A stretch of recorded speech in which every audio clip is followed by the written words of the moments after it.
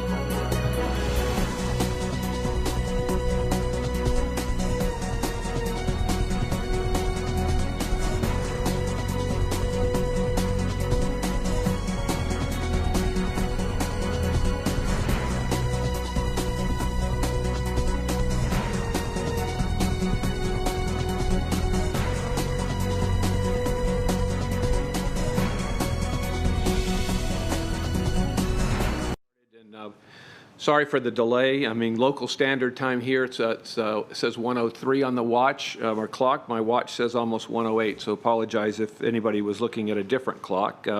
Welcome to our November 10th Forward Pinellas meeting. It's great to be together again and conducting the business for residents of Pinellas County. I wanted to take the opportunity to recognize our veterans who will be celebrating Veterans Day tomorrow. Unfortunately, there won't be too many of those in person. In fact, most of the ones that I'm familiar with will be virtual, if that. So we don't get that opportunity to say thank you in person this year. Do we have any vets in the room? Any vets in the room here? I don't see any vets. Okay. Well, in any event, we just want you to know that we thank you for your service. That means the world to all of us. We're going to go ahead and get started. We're going to have people that are here in person. There also have people that are calling in on Zoom, and we'll have some presentations on Zoom and the like. So there's going to be a lot of things going on today. But before we do that, if everybody in the room would please stand for the invocation and pledge, led by Councilmember Darden Rice. Thank you. If you wish, please bow your head as we pray. Dear wise and loving Creator and God of many names, first, let me say thank you. On behalf of all who are gathered here today, thank you for our many and abundant blessings. Thank you for life itself, for the measure of health. Thank you for the need to fulfill our callings, for sustenance and for friendship. Thank you for the ability to be involved in useful work and for the honor of bearing appropriate responsibilities. And thank you for the beauty of the botanical gardens where we meet today and reminders of the mystery and beauty of life that surrounds us always, if we only remember to stop and look and listen. I pray for our various levels of city officials, and in particular for this assembled commission.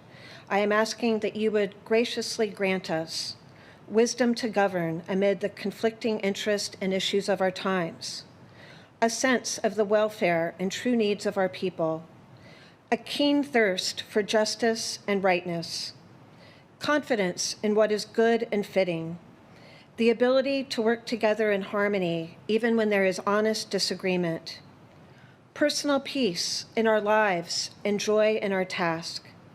Give us the patience to take the time to seek out and hear the voices of the unheard. We don't often have people come to our meetings who are sick, poor, or working many jobs, and we know that they need us more than anyone. Give us the confidence to be comfortable in our shoes when listening to criticism. Listen for the kernel of truth delivered in contrary messages. And give us the ability to share different ideas and to not take it as criticism or jump to conclusions and assumptions. May we lift each other up here to do better, to be better for the many people we represent. And lastly, for those who have served this board who are cycling off today, let them know how much their service and contribution has made a difference. And we are grateful for the many, many hours they have spent with us in the important work at Forward Pinellas. In the name of all that is good, amen.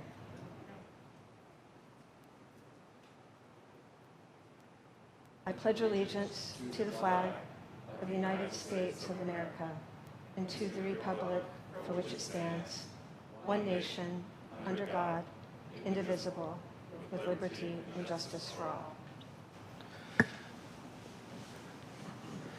Thank you, Councilmember Rice. That was really good.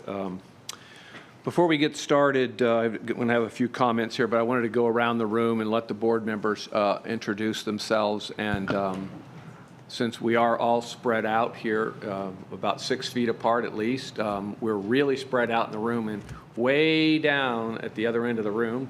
Commissioner Long, you can start us off with your introduction. Thank you. Thank you, everyone. I am very happy and honored to still be here with all of you today, especially you, Commissioner Eggers. And so I look forward to working with you, hopefully, if Commissioner Eggers will allow it next year. Thank you, Commissioner Eggers. Wow, already pushing.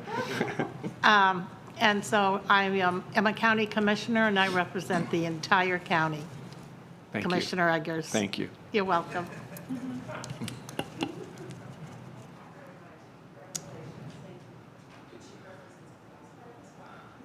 Don't forget when you're announcing yourselves, push your button to make sure you're live. Thank you. Thank you. Mayor Sandra Bradbury, City of Pinellas Park. Not only is tomorrow Veterans Day, but today is the 245th birthday for the Marine Corps. So, hoorah to them. Thank you for that. My father wouldn't have forgiven me if you hadn't brought that up, so thank you for doing that. Good afternoon. I'm Karen Seal, and I'm a Pinellas County Commissioner. And since Commissioner Long made the plea, I guess I will to the incoming chairman that I'd like to continue serving on Forward Pinellas as well. It's been a real honor and privilege to have been on this board for many, many years. So Thanks. I'd like to continue. Thank you very much for your consideration. Yes. Thanks. Good afternoon, everyone. Brandy Gabbard, City of St. Petersburg, and I don't have any special asks of you, so, but thank you for letting me be here today. I'm Commissioner Ken Welch, County Commission. I won't have an ask for myself, Mr. Chairman, but I do believe incoming Commissioner, Flowers? drawing a blank, yeah. Yeah, I'll tell you about the sugar.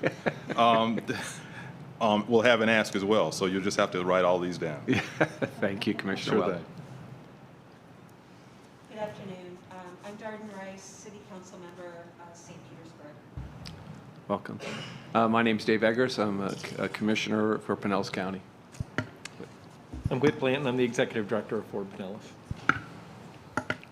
Dave Albritton, Vice Mayor, City of Clearwater, and just want to say it's nice to be here with everybody again. Good afternoon, everybody. I'm Vice Mayor Susie Sofer, representing the inland communities of Bel Air, Bel Air Bluffs, Gulfport, Kenneth City, Seminole, and South Pasadena. The last time I get to say that, so I just thought I'd throw that out. It's been a pleasure serving on this board with all of you. Thank you. Good afternoon, everyone. I'm Commissioner Connor Donovan, representing the cities of Tarpon Springs, Safety Harbor, and Oldsmar. And big congratulations to everybody who recently won an election in the room. It's tough to do.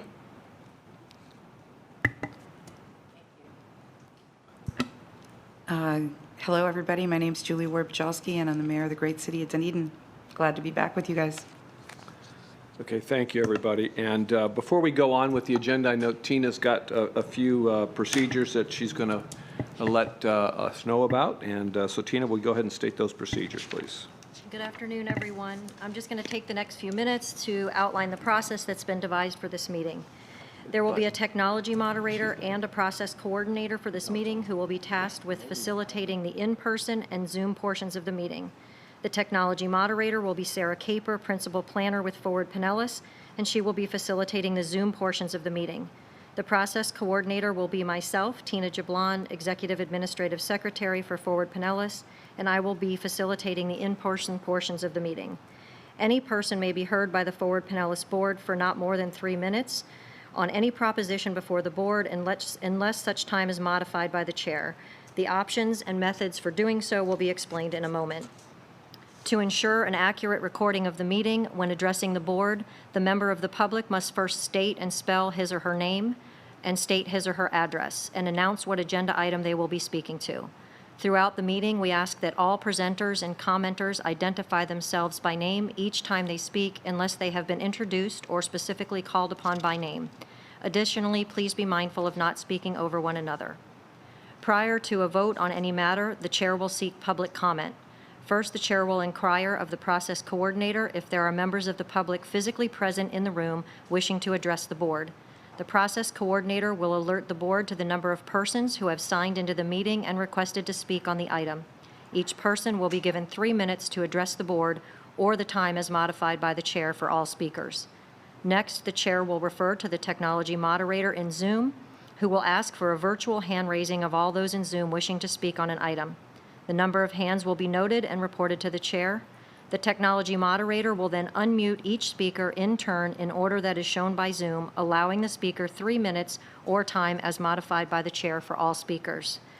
Finally, the chair may seek more information from Forward Pinellas staff, the presenter, or other sources before entertaining a motion and a vote. The majority of Forward Pinellas staff and presenters will be participating via Zoom. We ask that everyone please silence their cell phones and other noise-making devices. We also ask that all presentations be allowed to be completed in their entirety prior to asking any questions or offering any comments. And Commissioner Eggers, with that, I'll turn it back to you. We're going to listen to our residents now, and hopefully there'll be a few that want to check in. And we're going to let you speak on any item that's not on the agenda today. That would be appropriate. First, we're going to ask Tina if there's anybody in the room here that wants to speak. No, sir, there's no one that signed in to do so. Okay, and then Sarah and Zoom, is there anybody online that would like to speak to the board? Anyone in Zoom wishing to speak on citizens to be heard, please press *9 on the phone if you're on the phone, or use the raise hand feature in Zoom.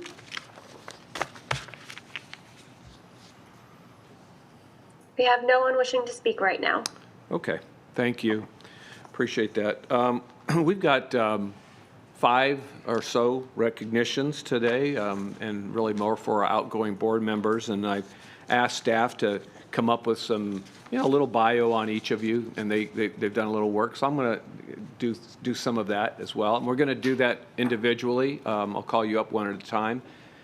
Just keep in mind that when we'll do that individual, and then we'll take pictures, and then we'll let everybody afterwards, after we're all done with all of that, if you have a few words you want to say, you can say it at that time. So that's the plan. All right. Go ahead.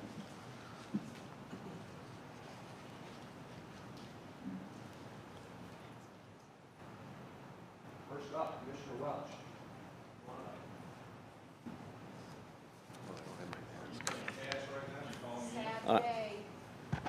I am.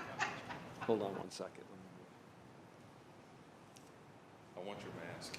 Yeah. Where'd you get it?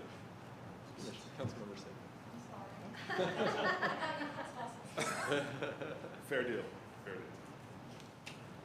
Well, good afternoon again. Commissioner Welch, actually, we were talking about it before the meeting, and this is his last board meeting that he's going to actually vote on something. We have a workshop on Thursday, but as most workshops, we just give consensus and no vote. So we look forward to your participation today. Just so you guys know a little bit about him, most of you do, but maybe some of the residents don't. He's a St. Pete native who served on the county commission since the year 2000, so 20 years this year. He was appointed to the MPO board originally in 2008 and was appointed to the PPC board in 2014. That was when we had MPO and PPC separate. And most recently was reappointed to the Forward Pinellas board in 2017 after a short break. Some of his other duties as Pinellas County Commissioner, he's also served as chairman of PSTA. He served as chairman of the Pinellas County Tourism Development Council. He served as chair of our Pinellas County Business Technology Services Group. He served as chair of our Pinellas Economic Development Group. He has served as an advisory committee for Pinellas Transportation. He's also served as Pinellas Health and Human Services Coordinating on the Coordinating Council and many other state and national organizations. And over the time, really, there's so much to tell about Commissioner Welch, and we're going to have that opportunity on Thursday from his colleagues on the county commission. But he's just dealt with so many community issues, including some of the economic development issues, the housing issues, transportation, poverty reduction, public safety, and on and on. His degree is in business administration and accounting, and it served him well all of these years as a board member here. And he's a proud alumnus of the Florida A&M University and University of South Florida. You have 2 kids now that are at Florida A&M, right? Yeah. So anyway, without getting into a whole lot, Commissioner Welch has just been a wonderful member of obviously the Board of County Commission, but also on this MPO. And really, regardless of whatever he does get involved in, he's always very detailed, very understanding, makes sure he understands, does the homework, and comes every day with that. So we're really proud to have had him on this board and wish you only happiness in the next phase of your life. But with that, we got a gift for you, and we'll give that to him. And we're going to turn around and take pictures this way. Okay. Put you right in the middle. See if I don't fog up these glasses. Hold on. You want to hold him? Get the mask.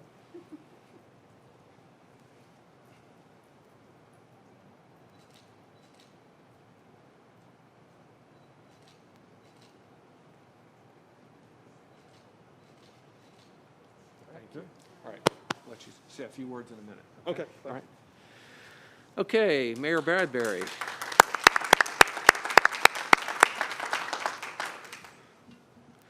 Hello, Mayor. Mayor Bradbury began serving on the PPC in 2002. In 2012, she moved to the MPO and has been serving on this board ever since. She's departing now to serve on the Regional Planning Council, and so we'll have a replacement from her council here. During her time on the board, she's been a long champion for improvements to 62nd Avenue North. I should have said something about 22nd Avenue South. You will, okay. Which now has design funding for the CIP for the stretch from 49th Street to 34th Street. And sidewalks are currently under construction at 58th Street that will provide a continuous sidewalk from 66 to 449th Street. And if you followed all that, then you are from Pinellas Park area and you know it well.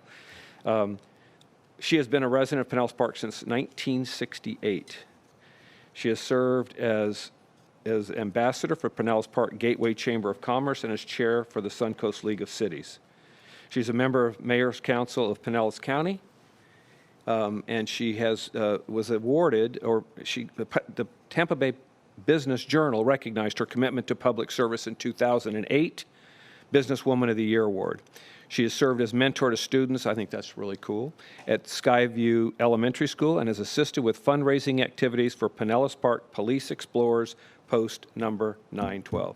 So she's been another wonderful addition to our board and has been on here for a lot of years, and really thank you for all of your service. And we'll take a picture. And I have to give a shout out to Commissioner Welch for helping me with 62nd Avenue. We have a gift for you as well. Thank you. Thank you.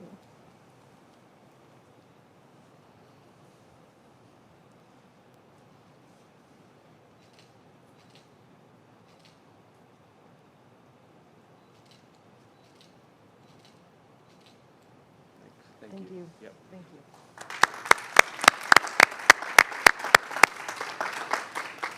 Next up, Vice Mayor Sofer. Please come on up.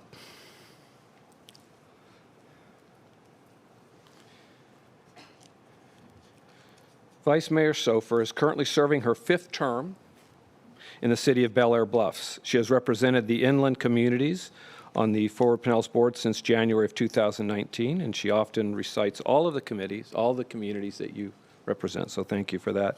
She has been a resident in Bel Air Bluffs for over 21 years and Bel Air Bluffs business owner for the past 14 years. It says Cody's Original Roadhouse. That's what your restaurant, okay. There's Cody's Original Roadhouse was the restaurant there. She is the current chair of Amplify Clearwater Chamber's Achieve HERS program. She is also an active member of the Bluffs Business Association. Other business interests include nonprofit volunteering, economic development, and to be a regional leader, providing camaraderie, support, networking opportunities, and valuable new insights to other women in business. So thank you, Vice Mayor Sofer, for your years here on the board as well. So good to have you. Please. We have a gift for you as well. Thank you.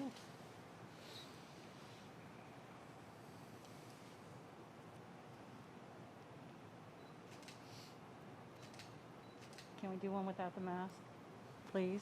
Sure.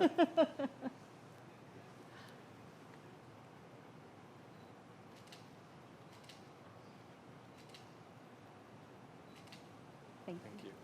Thanks, Susie.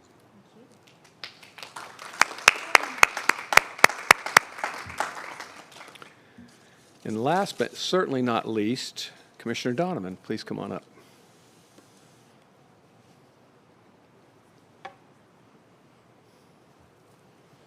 Got the old school bucks going.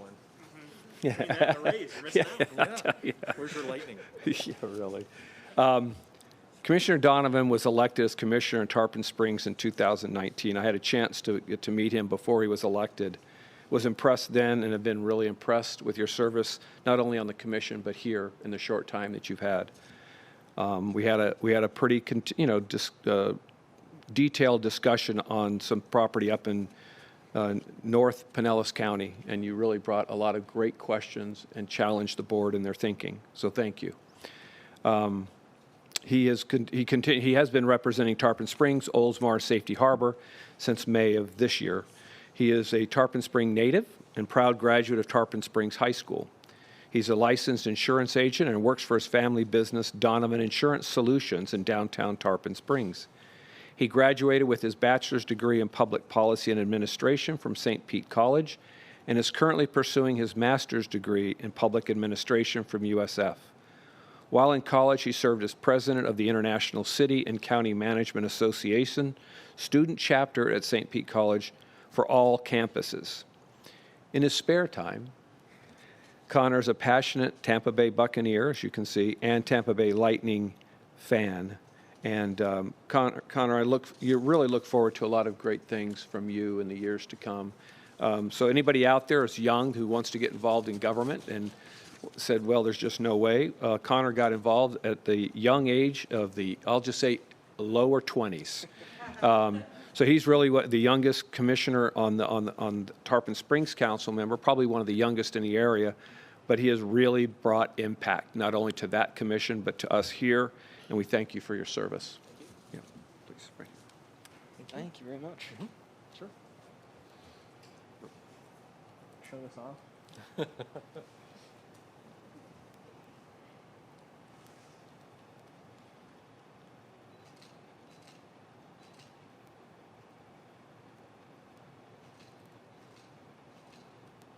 Got to angle it differently because you're Thank tall. you, guys. A handshake. Thank you. Okay, and we have one staff member, Al Barlotta, that we're going to recognize, and we'll let Whit Blanton do that. Whit? Okay, great. Well, first of all, I've known Al since 1988 or 89. We've worked together a long time on a lot of issues, and I've really appreciated his leadership, knowledge, institutional memory. It's been a rock of stability here in this organization, and we really appreciate Al's service. Al began working for the Pinellas MPO on September 19th, 1988.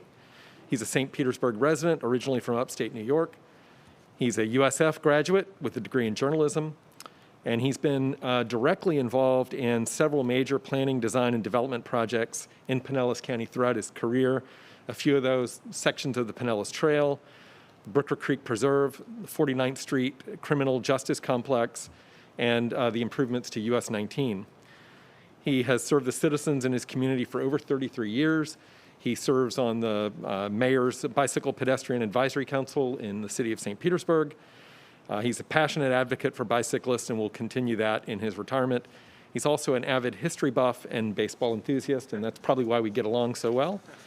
So Al, just wanted to say thank you again for all your service. Thank you. And we do have a parting gift for you. Thank you. And we're going to turn around and take pictures. The mask for a minute. Yep.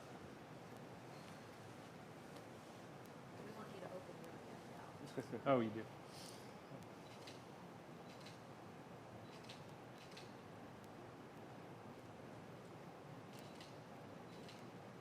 Thank you.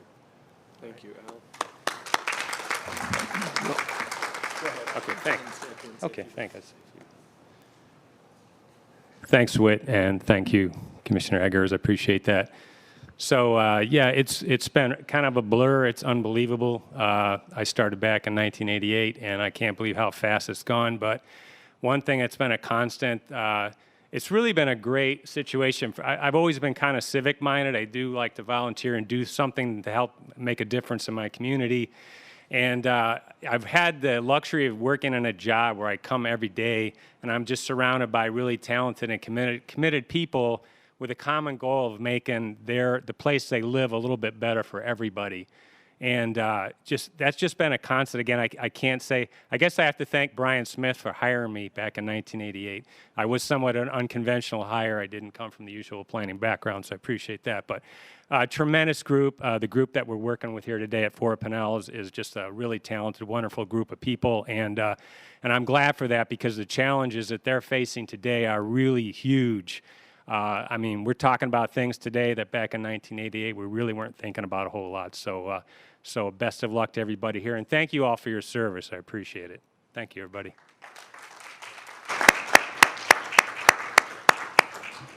All right, we'll give the four board members who are departing a chance to say a couple words, and we'll start with Commissioner Welch. Thank you, Mr. Chairman. Al, I wanted to first thank you. I never knew you were a journalist. You seem like such a nice guy. But you've done a great job, and I know we've got staff spread out, Rodney and Tina, who runs everything. Thank you. But the staff has just really done a great job. And Mr. Chairman, you mentioned several boards that I served on, but you didn't mention I was chair of the Dave Eggers Roundabout Naming Committee. I'm most proud of that. Thank you, Commissioner Welch. But you know, we've all been through so much, and I look to the leaders on this board over the years, and I think the name says it all. I wasn't crazy about the name when we merged, but Forward Pinellas really is what we're about. It's really about moving our community forward. And as I drove in, I know we can take different routes from St. Pete, but you come down 118th and Bryan Dairy, and you see the Gateway Express going up. You see the work we've done on Stark and Keene and US 19, Commissioner Seal, and even Keystone. I do make it to North County. And I think that's the great thing about local government. You see what the community needs, and you can actually get things done. And to me, that's been the real power of Fort Pinellas. And you know, as I leave, I know from working with so many of y'all that this will happen, but just have courage moving forward. You look at some of the struggles we've had, some of the issues, and I was looking at, as I was cleaning my office, I came across a photo of Darden and I and Brad doing a phone bank for Greenlight Pinellas. And while that seemed like a loss at the time, it really set the foundation for where we are now. Things like BRT that we just think as the best practice back then, that was kind of controversial. And we had 6, 7 BRT routes in the plan that would have, until light rail went in for a decade, BRT would have been the main form of premium transit. And I think if you look at where we've come today, Pinellas is on the same page. When you look at the Bay Area, Pinellas is on the same page, and we're moving forward with so many great projects. And the first premium transit federally funded project with the BRT route and other things to come. It's because of the leadership of folks in this group, and I would just encourage y'all to continue that forward-thinking leadership for our community. And it's really just been an honor to work with all of y'all. So thank you so much. Thank you, Commissioner Welch. Really appreciate it. Okay, we're going to move on to Mayor Bradbury. I want to say thank you to the staff, the ones that are here and the ones that have already retired. I was welcomed to Pinellas Planning Council, and back then they sat with us and made sure that we, you know, knew what was going to be on the agenda, and Whit has continued that. So thank you to Whit. Thank you to staff. Every time that I've called and asked a question, if they didn't know the question right, the answer right then, they got right back to me. Commissioner Welch was one of the, just thank you, not only for your leadership in the county, but also being a part of Pinellas Park every opportunity you have. And thank you for continuing John Maroney's fight for 62nd Avenue for me. I appreciate it. And you can drive down there and you can see construction going on all over the place. It's been really well. It's been appreciated. And you guys will be getting a wonderful representative in Patty Reed, who is Patty Johnson's daughter. So she already knows what the fights are all about. And we'll always put her best foot forward to represent Pinellas Park. So I'm not leaving you guys high and dry by any means. She will be here to fight as well. And thank you guys very much. And Ms. Seal, you and I sat together on Pinellas Planning Council right at the very beginning, and so welcoming. So thank you. Appreciate it. Thank you, Mayor Bradbury. Appreciate that. Vice Mayor Silver. Yep, there you go. It's been an absolute honor and privilege to serve on this board and to also be the alternate for the MPOAC. The vast knowledge and education that I've gotten being on this board is incredible. Whit, I can't thank you for your guidance to get me to this point. Tina, you got me through every meeting, and I could not have done it without you. You're amazing, and I think everybody in this room knows how amazing you are. This Forward Pinellas Board staff is incredibly talented, from planning to IT, and they have always been helpful, and a very gifted crew, which shows the success of Forward Pinellas. I've made a lot of everlasting friendships and relationships with a lot of you on this board, something that I'm going to treasure, and you're not going to get away from me that easily. So I made sure I had all your numbers, so I'll come a-calling. And you can always look to me to be an advocate for Forward Pinellas in any way, shape, or form that I can help with. So I've learned from all of you. And I thank you for this experience. I just wish it was longer than 2 years, but thank you so much for this opportunity that you gave me. Thank you, Vice Mayor. That's wonderful. Commissioner Donovan. Thank you, Chairman Eggers. Yeah, I can't echo that sentiment enough. I'm truly lucky to be here, truly grateful to be here. I know I'm kind of the young buck of the board, but I've only been here less than a year, and I feel like I've learned so much from all of you, especially staff. Really, if every staff operated like Forward Pinellas staff, not just Pinellas County, but the world would be such a better place. I mean, reaching out in advance, like I've never seen anything like it. I mean, I won't even have any problem with the upcoming agenda, but I'll get 6 phone calls saying, hey, what's your issues here? So I really appreciate it. Whit, Tina, the whole staff, really everybody, you guys do a fantastic job. Cannot thank you enough. And everybody else, I'm, again, really grateful to be here. I learned a lot.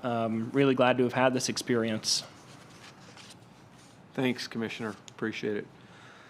So we'll miss the 4 of you, and there could be even additional folks on the board next year. So we've got some changes, and Commissioner Welch has led the nominating committee, which we'll get to in a little while, for our leadership for next year. So anyway, thank you again for some of those comments. We now have one additional announcement in recognition, and so from the PSTA Transit Riders Advisory Committee, one of my favorite people, Gloria Lepic-Corrigan, is online with us, and she brought a guest who I can't read the name. I'm sorry about that. Duncan Kovar, thank you. Gloria, we're going to turn it over. I don't know who's going to start, but I'll turn it over to both of you to introduce this item. Thanks. Thanks, Commissioner Eggers. This is Duncan Kovar. I'm in Safety Harbor. I'm this year the chair of the Transit Riders Committee. I think I know almost all of you. If not, I'll meet you somewhere along the way. The Transit Riders Committee advocates for transit riders, the folks in the seats. Gloria and I both sit on track, as well as on the Citizens Committee for Forward Pinellas. So that's where we sit at the intersection of the two groups. A few years ago, TRAC created the STAR Award to recognize superior transit access, to give us a chance to focus on positive actions made on behalf of transit riders and those with mobility challenges, and give out praise. It's so easy in life to get in a cycle of seeing the worst and complaining and just being negative. Instead, we've created the STAR Award to let us take a breath, to see the good that's out there, to call it out and give it recognition. And that's why Gloria and I are here today. Now, normal times, we'd have a little certificate of proclamation, a handshake, take a picture, and we can save all that and do it soon when logistics allow. But what this is about is, like you, we saw Whit Blanton's presentation about the US 19 improvements in North County, specifically the Republic Drive underpass. We heard and could understand the planning efforts, the positive shared vision, and the consensus building that was done around that project. And this award is about the efforts made for transit riders, for transit access, and really the awareness of transit-oriented development, which is for transit riders who don't even live in Pinellas yet. Because of what's happening up there, it's the tail gets to wag the dog. We will have more riders. The award is set to go to Forward Pinellas staff and the board for your work with FDOT, and in particular to Whit Blanton for his work, especially his positive, unflagging outreach on this project. And with that, let me turn it over to Gloria. Well, I can't really add a whole lot. What you just said, Duncan, was exactly the way that we all see it. And it's interesting because Commissioner Welch, when he was just speaking, talked about how forward-thinking Forward Pinellas has been.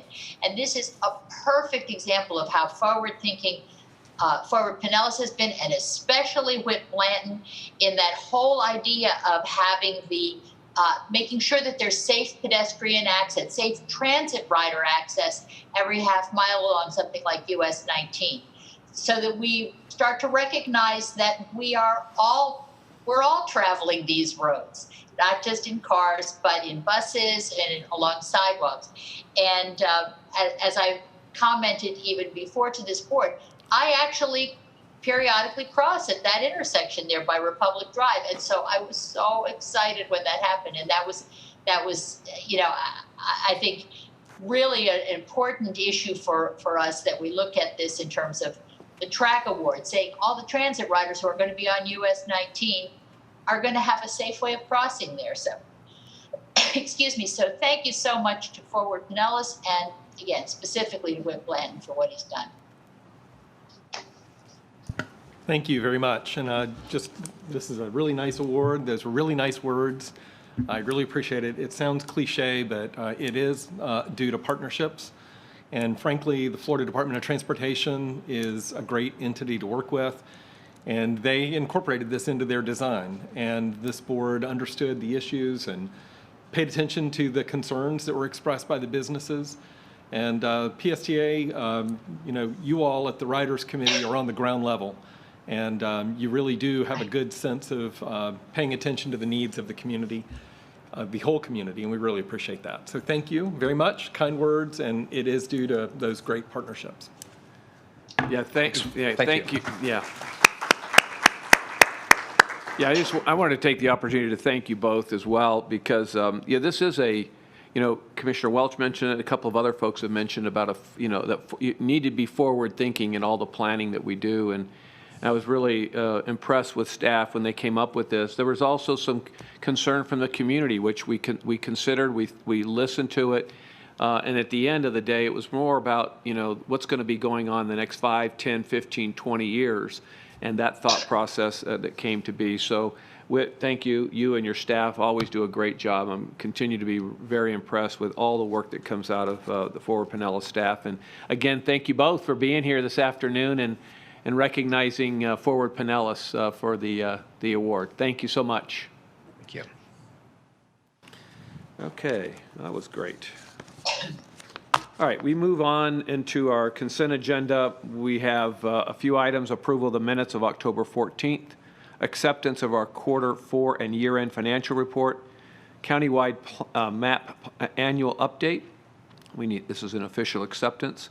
Approval of the 2021 board and committee meeting schedules, acceptance of the planners advisory committees, the PAC roster for 2021, and finally the approval of scope of services and work authorization for congestion management process. I need a motion for approval. I move for approval. Does anybody want to pull any of the items? Okay. Do we need to take? No. Okay. And no public comment on this, right? We don't have to individually do public comment on these. I don't have anybody in the room for public Okay. comment. I would go to Sarah in Zoom, please. Sarah, do you have anybody in Zoom that wanted to comment on any of these items? Anyone in Zoom wishing to speak on the consent agenda, please use the raise hand feature in Zoom or *9 on the phone if you're calling in.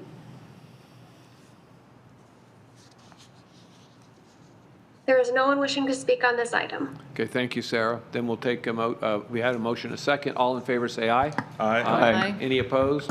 Motion carries unanimously.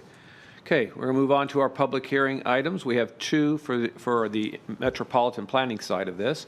Proposed amendments to the FY 2021 to FY 24-25 Transportation Improvement Program, and Jensen Hackett from FDOT is going to have some comments. Hello, Jensen.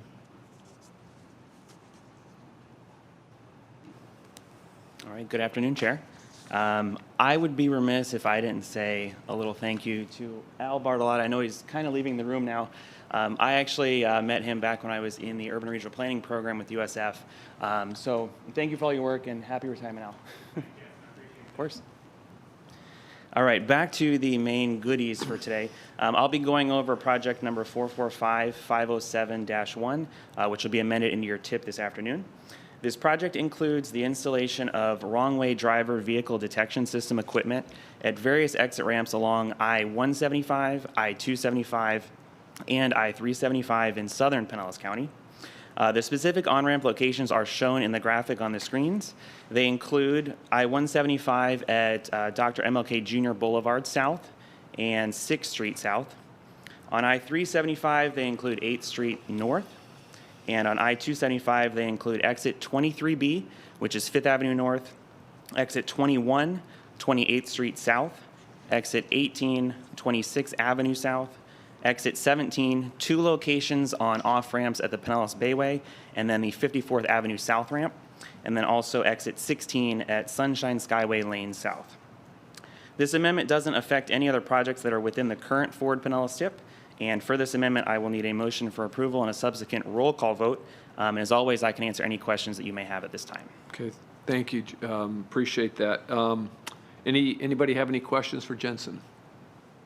May just want to point out that the map shows the deployment of those locations throughout Pinellas County. Councilmember Gabbard?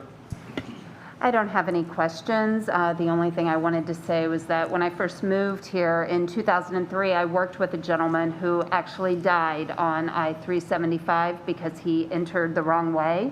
And so because of that, I'm very happy to vote for that today. I've never forgotten him. And I think that this is incredible that we're doing this work. So thank you. Thank you, Councilmember. Anybody else that have questions? Okay, Tina, anybody in the room that would like to speak? No, sir, there's no one in the room on this item. Sarah, anybody online that has any comments or questions? Anyone in Zoom wishing to address the board on this, please raise your hand by using the raise hand feature in Zoom or *9 if you're on the phone.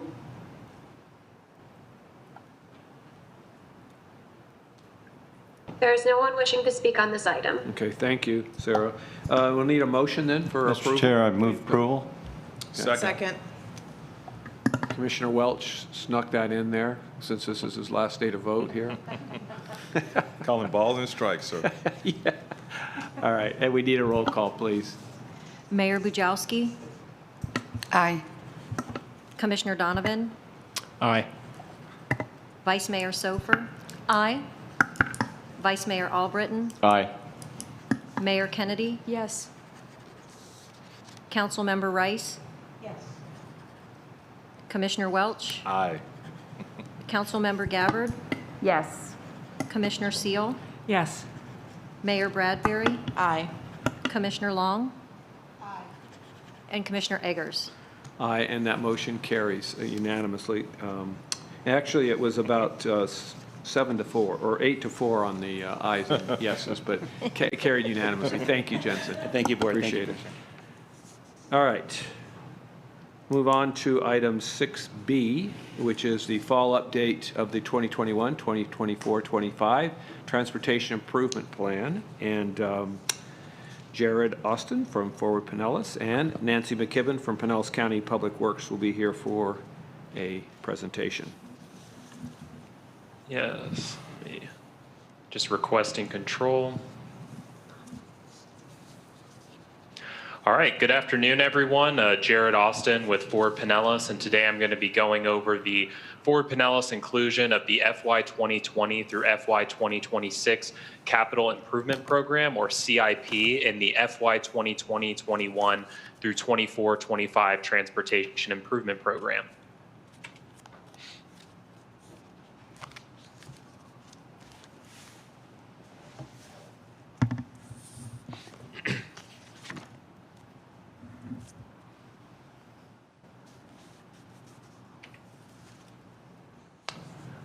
Okay, so as many of you know, every year Forward Pinellas is required to adopt a transportation improvement program by July 1st of that fiscal year in order for the county to receive state and federal funding for transportation projects.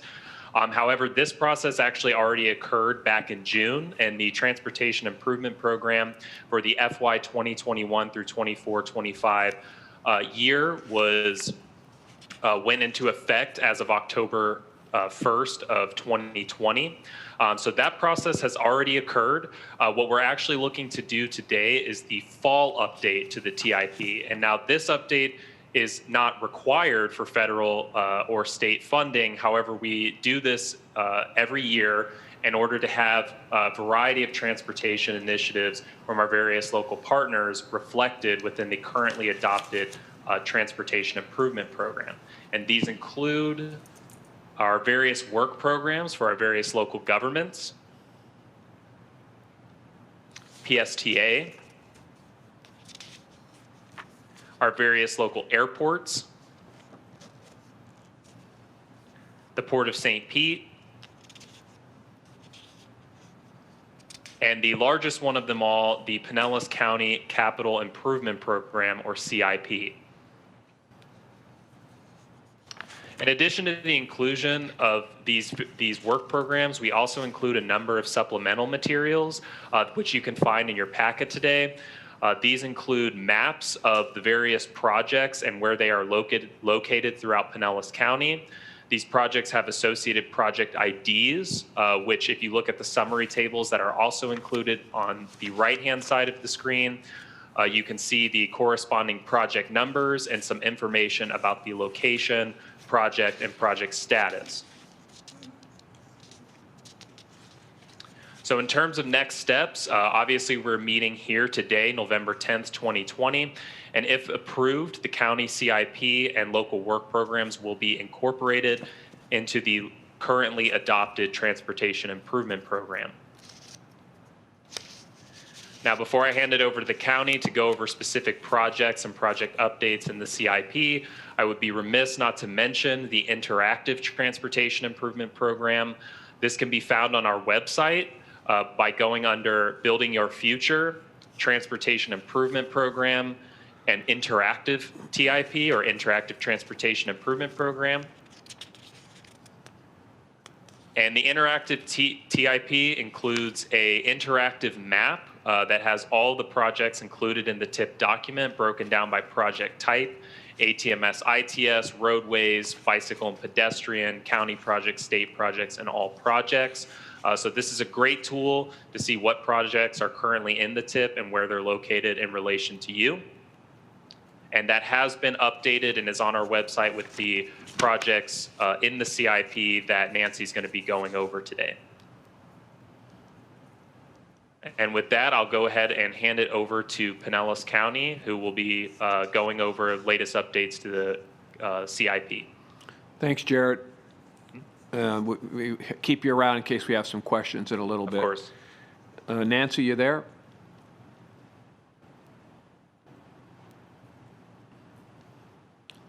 Must be. I am. Hi, Nancy. Hello there. Thank you, Commissioner Eggers, and thank you to the board, and thank you to Jared for making my job so easy. Jared does a great job on doing the overview of the projects, and as he said, because Pinellas County has the bulk of the capital improvement, we'll just be going over some of those perhaps on a more granular level. Many of these projects you may have seen before, so we'll tend to focus on a few of the newer ones. So if anytime any of the board members have any questions, please don't hesitate to ask. And with that, we will attempt to go forward.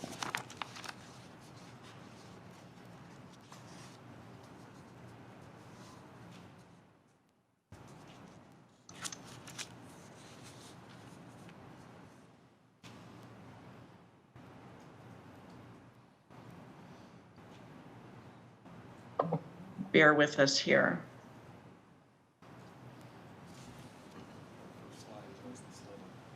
Mm-hmm.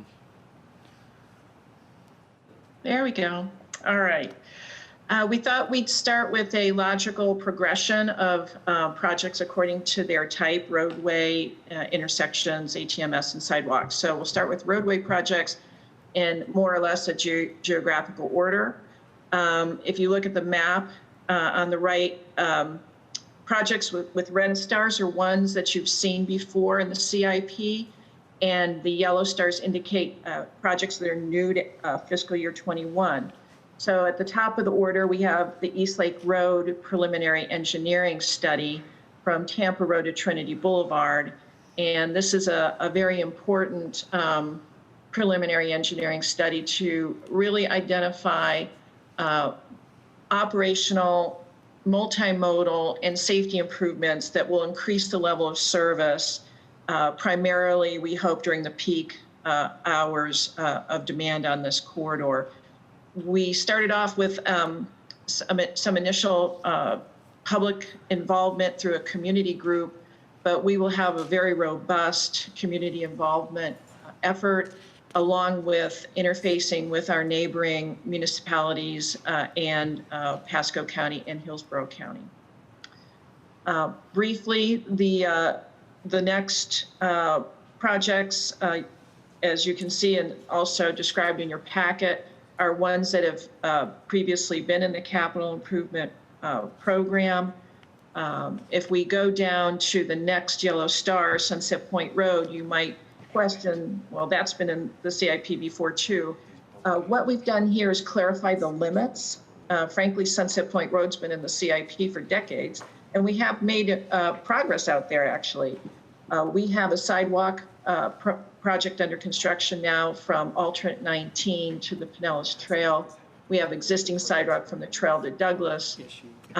We have an intersection improvement currently under construction at Betty Lane that will provide additional lanes and sidewalk.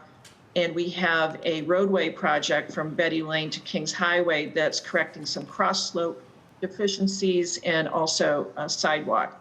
That will bring us up to the area that we'll be conducting the PER in fiscal year 22, which is from Highland Avenue to Keene Road or County Road 1. Right now, that is a 2-lane urban section, and we'll be looking at improving that with some turn lanes and naturally multimodal considerations, including sidewalk, and we'll be evaluating other multimodal aspects as well. And if there's any questions, feel free to just jump in.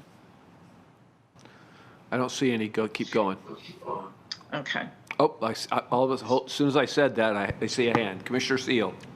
But you're not looking at 4-laning it, but just adding some turn lanes? Is that the idea, Nancy? That's pretty much in keeping with our planning and Fort Pinellas philosophy on accommodating multimodal, not just vehicles. So that is correct, Commissioner. We don't want to arbitrarily add capacity where the demand isn't there. We just want to make sure we have operational safety improvements in hand and that we do meet the demand that's currently there. And if we can avoid adding additional lanes, that will be a priority.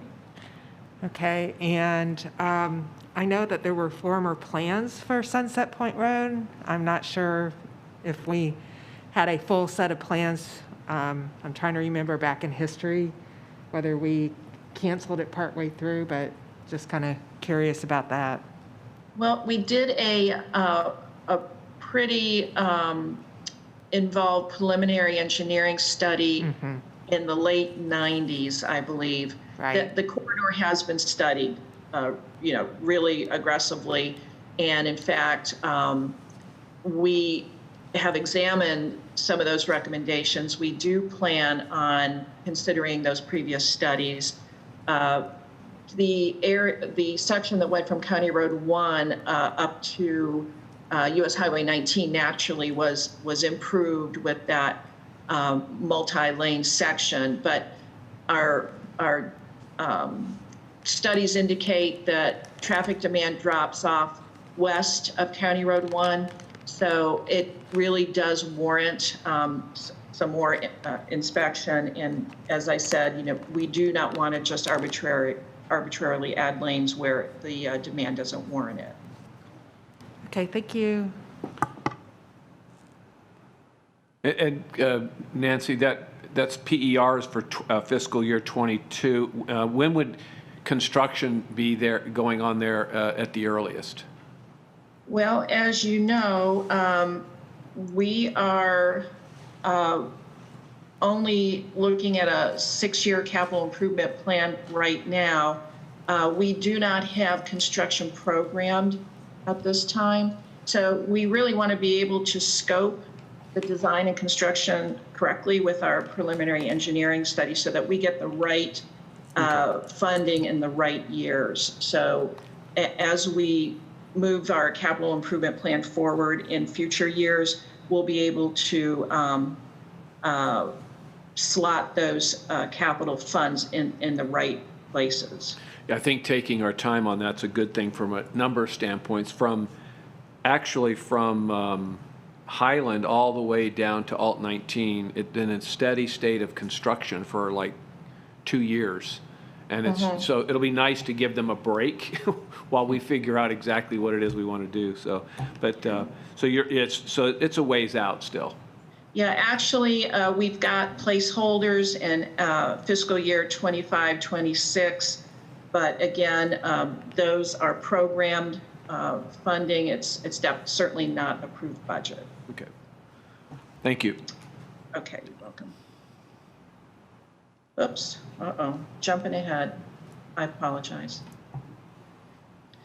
Okay, so our mid-county projects, as you can see, we start with Highland Avenue from East Bay Drive to Bel Air Road. That will be a multimodal, again, looking at sidewalks, bike lanes, some key intersection improvements, and possibly, we always look at mast arms at key intersections. West Bay is the yellow star that you see there. That's a complete street improvement to West Bay from basically the Bel Air Bridge to Clearwater Largo Road.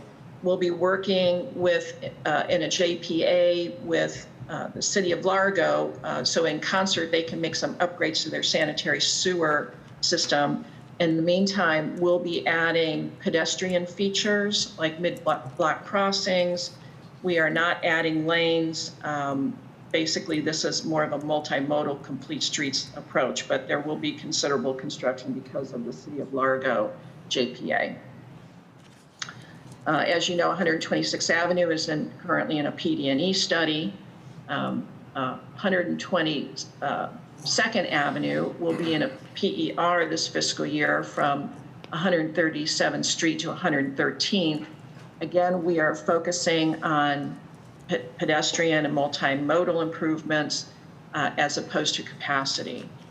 The Starkey Road from Flame Vine to Bryan Dairy Road is that road reconstruction widening is currently in design.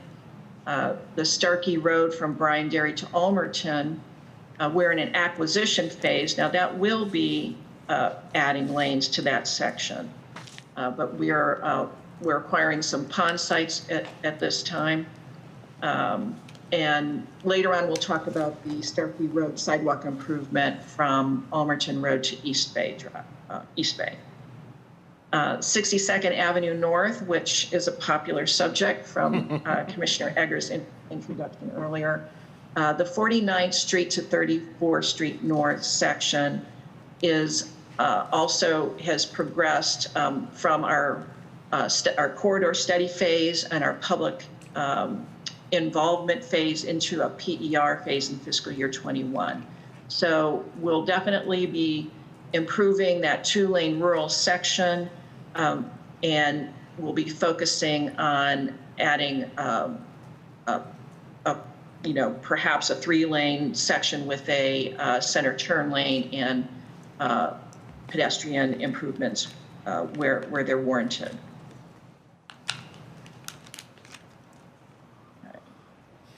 And then in our South County, these are probably projects everyone's somewhat familiar with. Our 54th Avenue North from 49th Street to 34th Street North, currently in the preliminary engineering phase.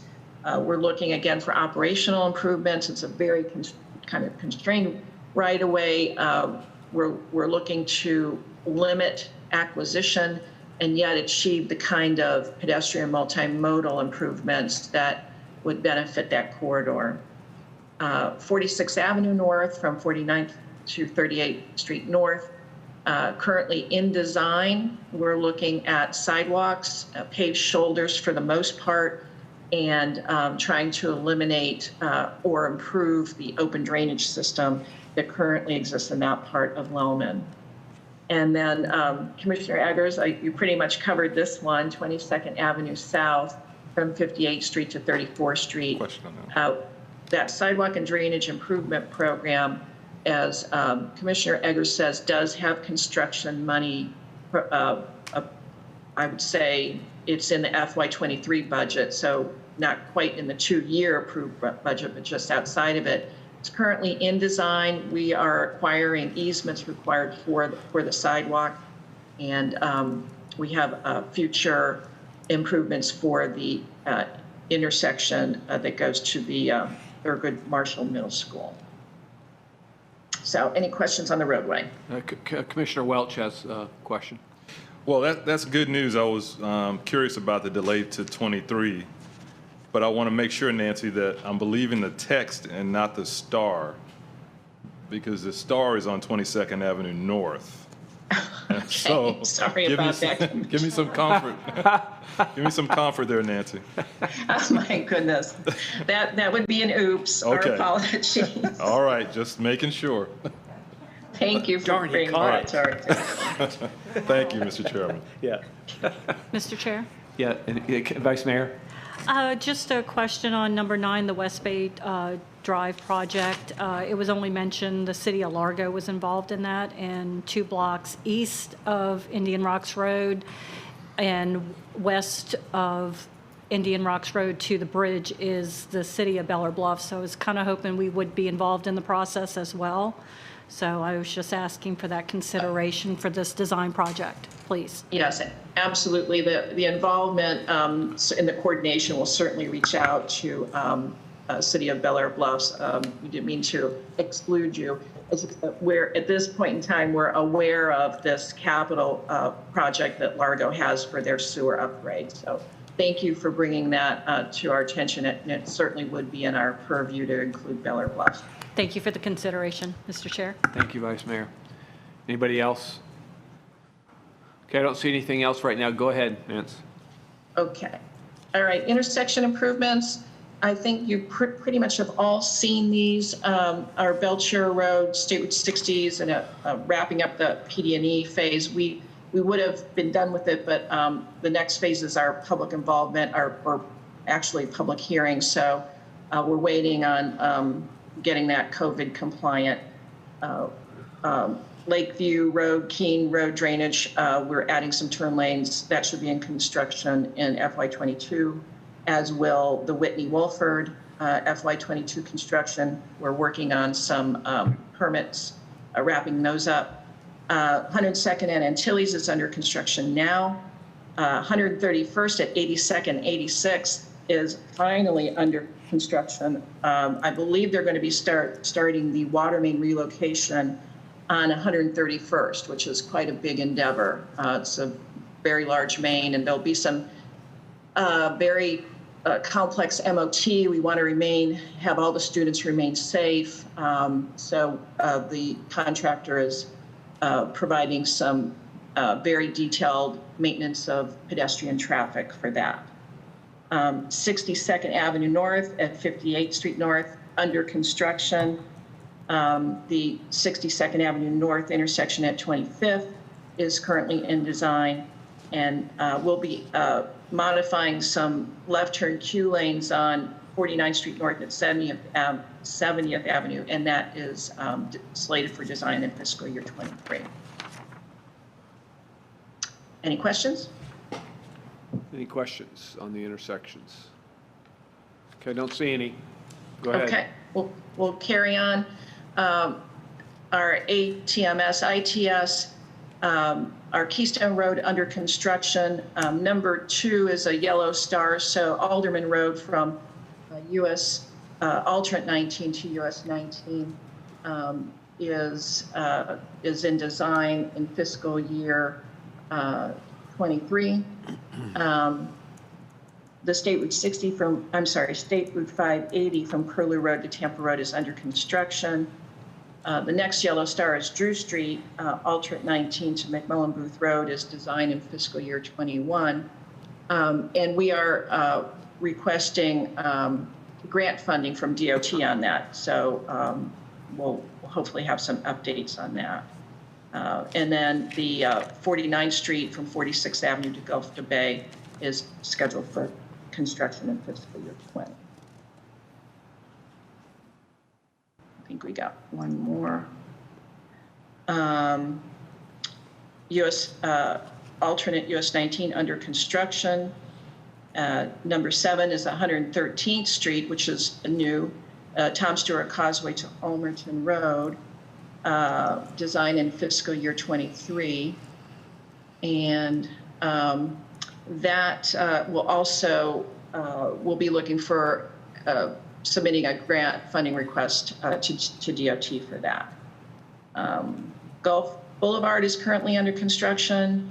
The downtown St. Petersburg ATMS is in design, and the phase 3 expansion from ATMS, which is to fill in gaps countywide, is currently under construction.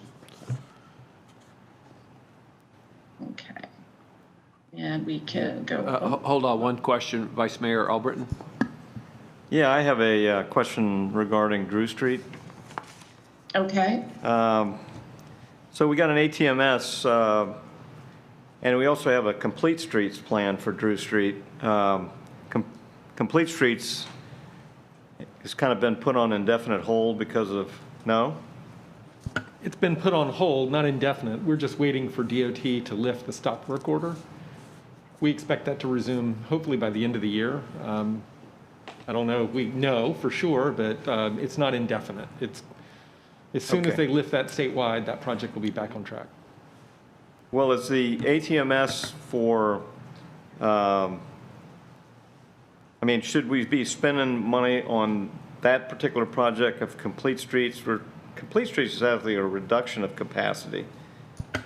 So they are being coordinated. The Complete Street project is really only looking at a potential reduction of through lanes on the far western end of that corridor. And then this corridor goes all the way to McMullen Booth Road, and the ATMS, ITS will deal with the signal system.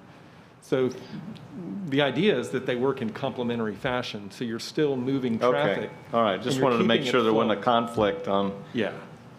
Okay, thanks. Yes, and thank you, Whit. The ATMS is primarily the fiber optic cable that, and any installation of closed circuit TVs and other kinds of meters and signals devices for testing the system. Mayor Bujalski had a question. Hi, Nancy. Yeah, hello, Mayor. On the 580, when will that be complete? Oops, sorry. I'll find it here. 580.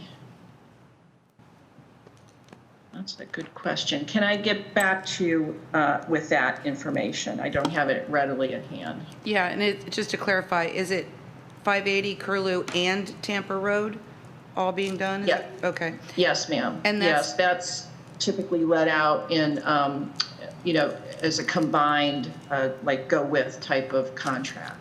And that's in order to get the lights to be timed appropriately? Is that what I'm understanding? Yes, that's correct. Yeah, I'd love to know when the completion. I can't tell you how many complaints I get about State Road 580. Okay. I'll follow up on that and make sure that the board gets that information. Thank you. Commissioner Eggers, FDOT would like to speak, please. Oh, yep.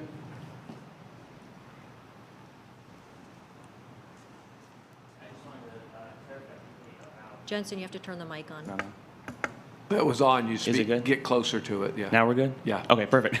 I was like, ooh. Just wanted to clarify on Drew Street, the pause has kind of been lifted. So I just wanted to clarify that the consultants are back working again. So there shouldn't be any type of issue with the two projects going, but they're back going at it now, so.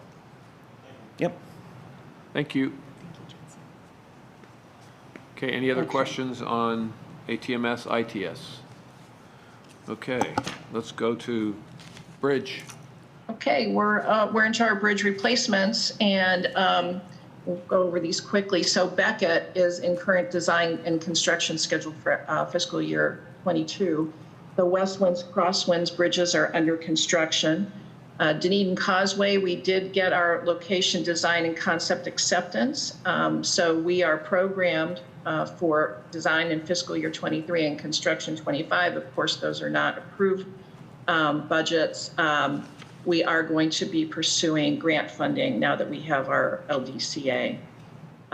Old Coachman Road over Alligator Creek is currently in design, as is the Oakwood Drive over Stephanie's Channel.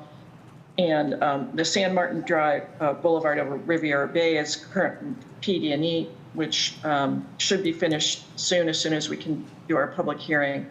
And those are committed funds, design in fiscal year 22 and construction in 24. Any question? One quick question on the west wind bridges and crosswind. I've had several calls that wishing that the bridges were designed higher. What was the thinking about the height of the bridges versus the, maybe a little bit higher? Yeah. As you can imagine and can appreciate, Commissioner, because of your engineering background, the higher you go in elevation, the longer the bridge. So when you have neighborhood bridges like this, you've got very limited horizontal area to accommodate that height. So, ADA restricts us to a 5% approach grade. So if we did raise the bridges as much as practically possible in these areas without coming into conflict with driveways. On the West Winds Bridge, we actually have a pump station that's in the southwest quadrant, and also to avoid having retaining walls in people's front yards. So every effort was made to raise the bridges vertically as much as possible.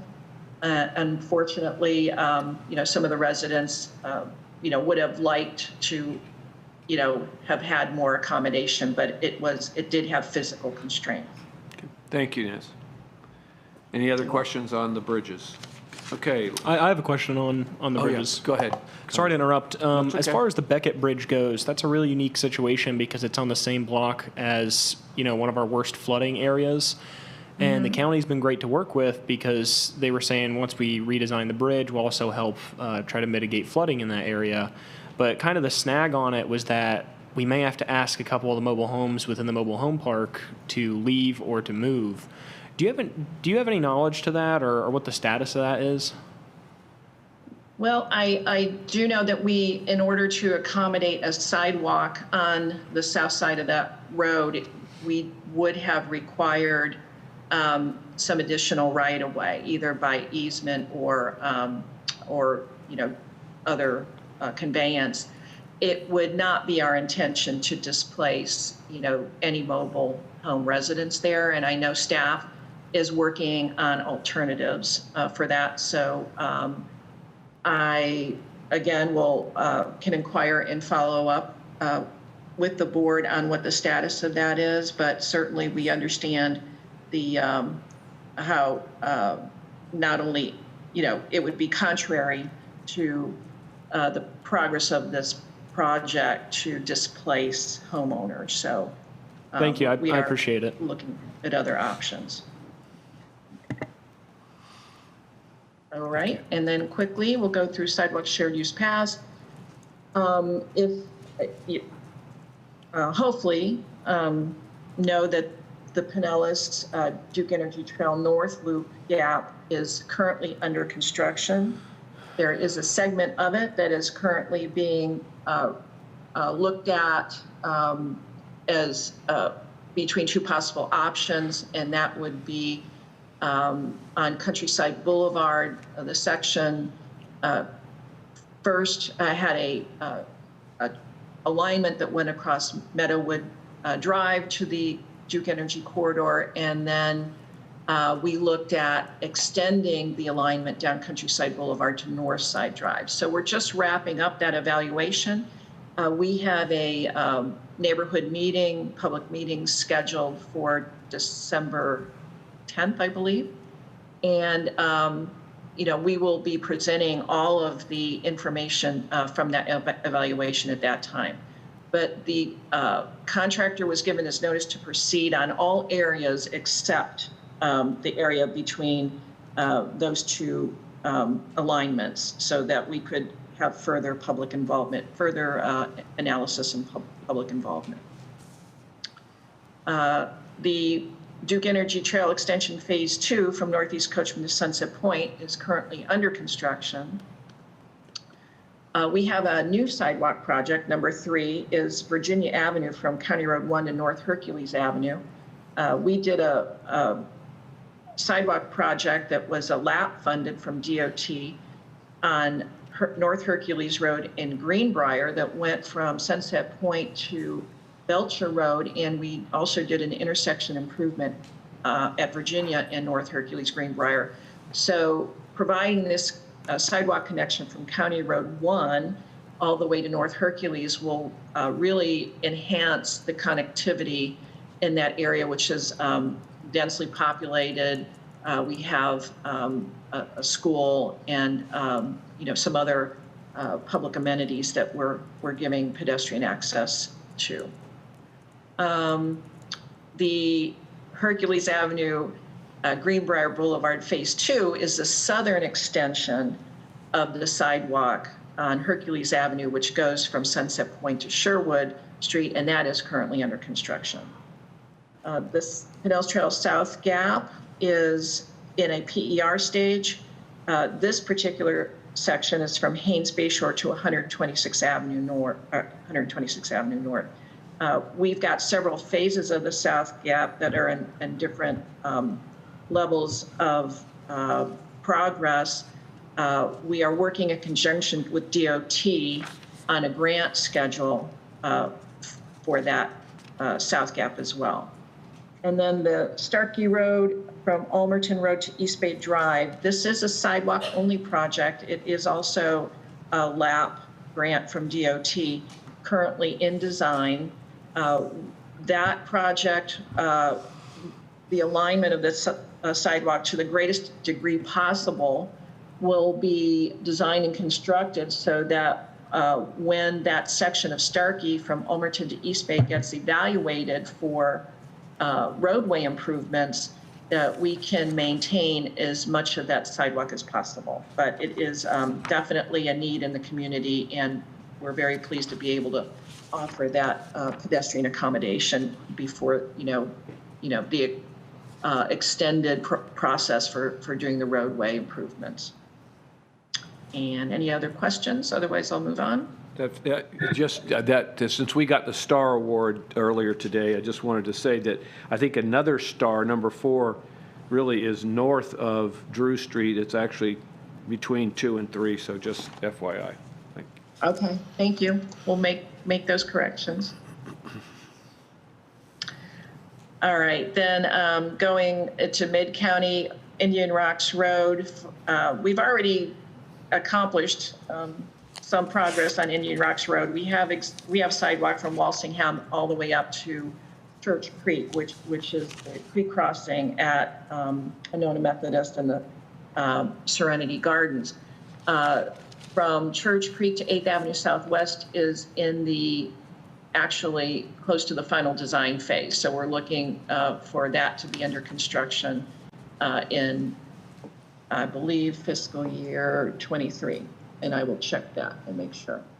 Oh, sorry, I don't know. I'll continue. The Gulf Boulevard improvements are ongoing, from Clearwater Beach to Paso Grill. The 62nd Avenue from 62nd Street North to 55th Street is under construction, and that's associated with the intersection improvements that we saw previously. 46th Avenue from 55th Street North to 49th Street North, that's in design. It's kind of an isolated section, but it fills in a gap, again, in that Lowman area. 71st Street North, sidewalk improvement is a yellow star. You may not recognize it. 71st Street North is the southerly extension of Belcher Road, and this is from 54th Avenue North to 38th Avenue North.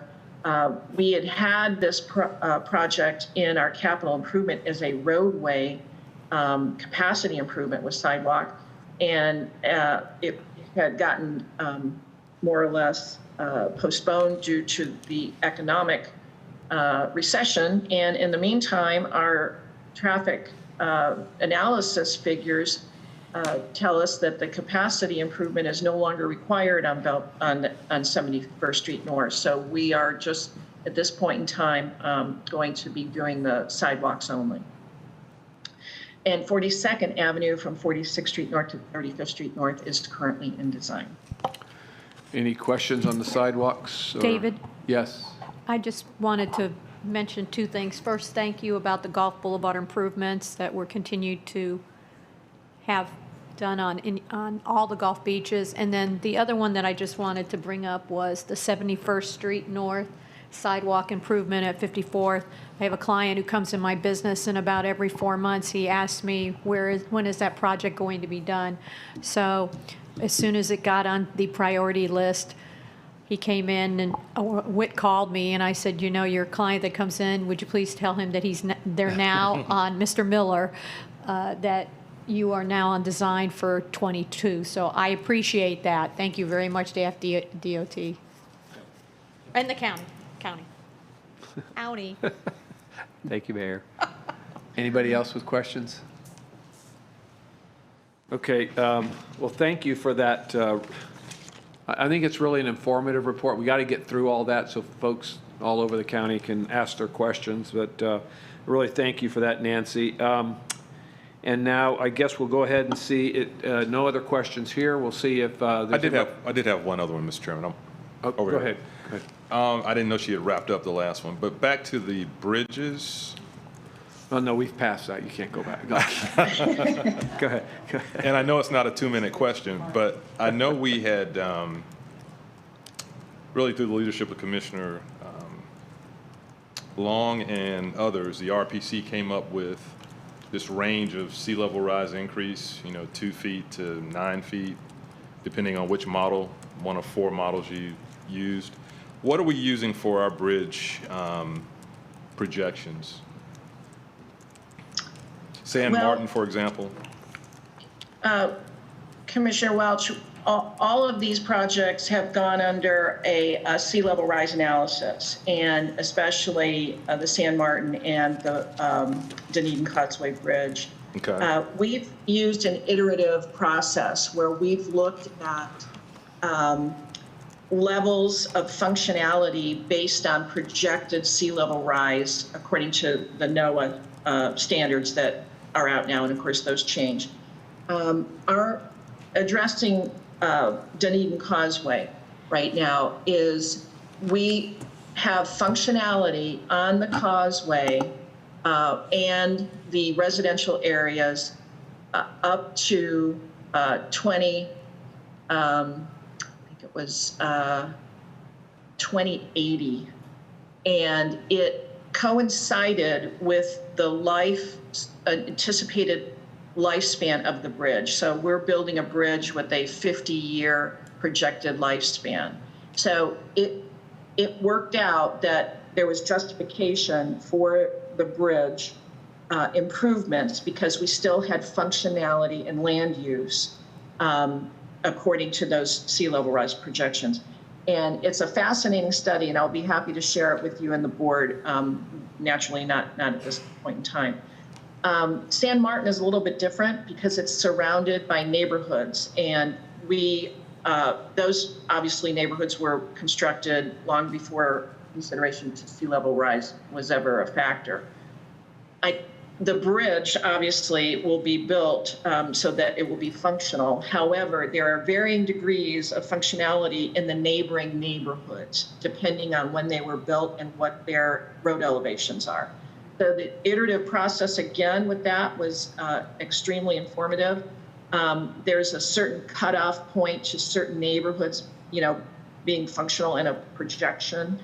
And, and that was also, both these demonstrations were given at public information meetings, and I will be happy to share those with you and the rest of the board at your request. I'd love to see that. Now, follow up one question. Yeah, go ahead. So, Nancy, on the Dunedin Bridge, you said a 50-year life. Weren't we talking 75 at the beginning? And did I'm sorry, you're correct. It is 75 years. The current design life is 50 years. Yes, So did we do that in response to the sea level rise study? No, that's just the current standard for the technology and the materials that are being used today versus bridges from decades ago. Okay. Well, I'll look forward to the materials you send us. Okay. Thank you. Better hurry up, Nancy, and get that. I have a forwarding address. I'll get right on it. Anybody else? Okay. Tina, is there anybody in the audience that wants to speak? No, sir, there's not. Okay. Sarah, anybody online? Any members of the public in Zoom wishing to speak, please use the raise hand feature in Zoom or press *9 in Zoom at this time.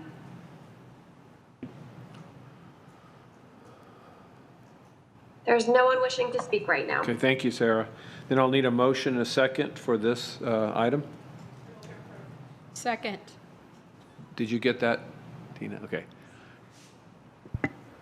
Okay, roll call, please. Mayor Bujalski? Aye. Commissioner Donovan? Aye. Vice Mayor Sofer? Aye. Vice Mayor Albritton? Aye. Mayor Kennedy? Yes. Councilmember Rice? Yes. Commissioner Welch? Aye. Councilmember Gabbard? Yes. Commissioner Seal? Yes. Mayor Bradbury? Aye. Commissioner Long? Commissioner Eggers? Aye, and that motion carries unanimously. Thank you. Thank you, Jensen, and thank you, Jared, for that, and thank you, Nancy. Appreciate that detailed report. Moving on to Pinellas Planning Council, and we are going to ask for Pinellas staff to present the items. Applicant local governments are available in Zoom for questions as needed. Once each presentation is given, I will then ask for proponents of the proposal to speak, then opponents, and finally any other citizens who wish to comment or ask questions on the case. We will then hear rebuttal by the applicant as necessary and a staff response or summary. At that time, the board will ask questions, and I will close the public hearing, and the board will deliberate and take action. The first item is case number 2019, City of Tarpon Springs. And Nasheen Rahman is online and available for the presentation. Hi, Nasheen. Hi, Chairman Eggers, thank you. Good afternoon. For the record, Nasheen Rahman with Ford Pinellas. The first case being presented today is CW 20-19, submitted by the City of Tarpon Springs.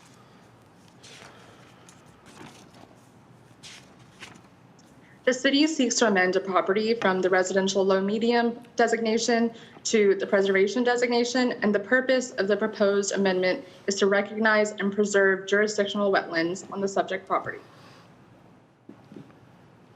The subject property is located at 685 and 687 East Klosterman Road with an area size of approximately 2.39 acres. It is currently a vacant portion of a single-family residential property with surrounding uses including other single-family residential homes and an adjacent educational facility.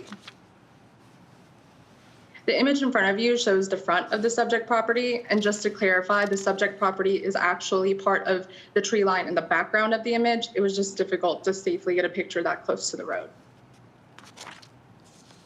Next is an image of the east of the subject property, specifically showing East Klosterman Road. And lastly is an image of the south of the subject property, and it is an image of St. Petersburg College, which is the adjacent educational facility that I mentioned. The map in front of you shows the current countywide plan map category of residential low medium, along with its permitted uses listed in front of you. And the next slide shows that same map, but with the density and intensity standards listed in front of you on the table in this slide. As mentioned, the amendment area is currently a vacant portion of a single-family residential property, a site plan for which has been approved. And additionally, the boundaries for the jurisdictional wetlands have been confirmed, hence the proposed amendment to the preservation category. This proposed category is shown on the map in front of you, along with the permitted uses and density and intensity standards for this category. In conclusion, the proposed amendment is appropriate for the intended purpose and is consistent with the locational characteristics for the preservation category. And on balance, it can be concluded that the proposed amendment is consistent with the relevant countywide considerations contained in section 6531 of the countywide rules. And in front of you is a list of those relevant countywide considerations I mentioned. And lastly, there were no public comments for this case, concluding this presentation. Thank you. Thank you, Nasheen. Well, first, we're going to, this is kind of a arduous process, but we're going to ask for proponents in the room first. If there's any proponents who want to speak on this item, do you know of anybody? Commissioner Eggers, I do not have any proponents, opponents, or other citizens to be heard on this item. Oh, thank you for shortcutting that. Sarah, we'll go to you to see if there's any proponents to be heard. Any proponents wishing to speak on this, please use the raised hand feature in Zoom or press *9 on the phone. I see we have at least one proponent wishing to speak. Cindy Tarpon, I will allow you to speak. You'll have 3 minutes, and if you could please start by stating and spelling your name and your address. And you should be allowed to speak at this time. Good afternoon, Mr. Chairman and members of the Board of Pinellas. My name is Cindy Tarapani. My name is spelled Tarapani. My business address is 128 East Tarpon Avenue in Tarpon Springs. I represent the contract purchaser of the property, and the staff covered this in pretty great detail. It's a pretty straightforward amendment to recognize existing wetlands that have now been approved by SWIFMUD and to recognize those with the preservation plan category. I'm also here to answer any questions you might have. Thank you. Okay, thank you. If that was the only proponent, then are there any opponents to the item?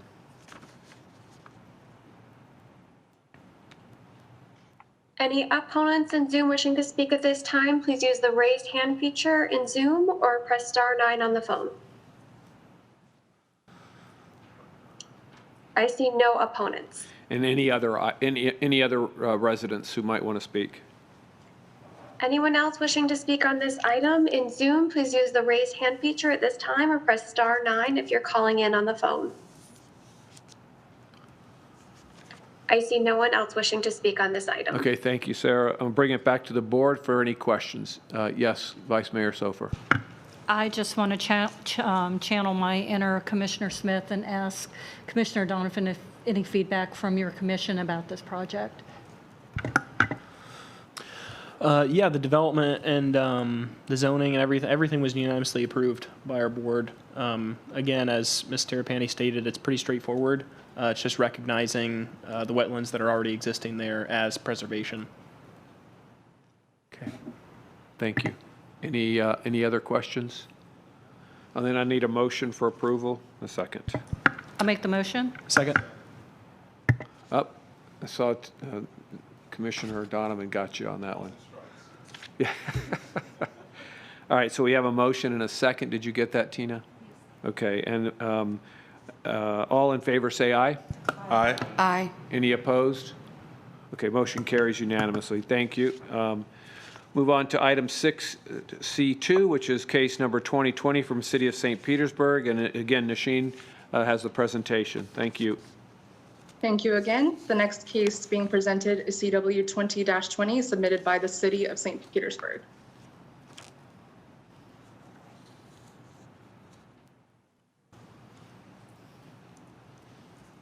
I apologize. I think my PowerPoint just froze, so we'll sit here in silence while we wait for it to progress. There we go. The city seeks to amend a property from the residential medium category to the multimodal corridor designation, and the purpose of the proposed amendment is to allow for the development of a multifamily triplex.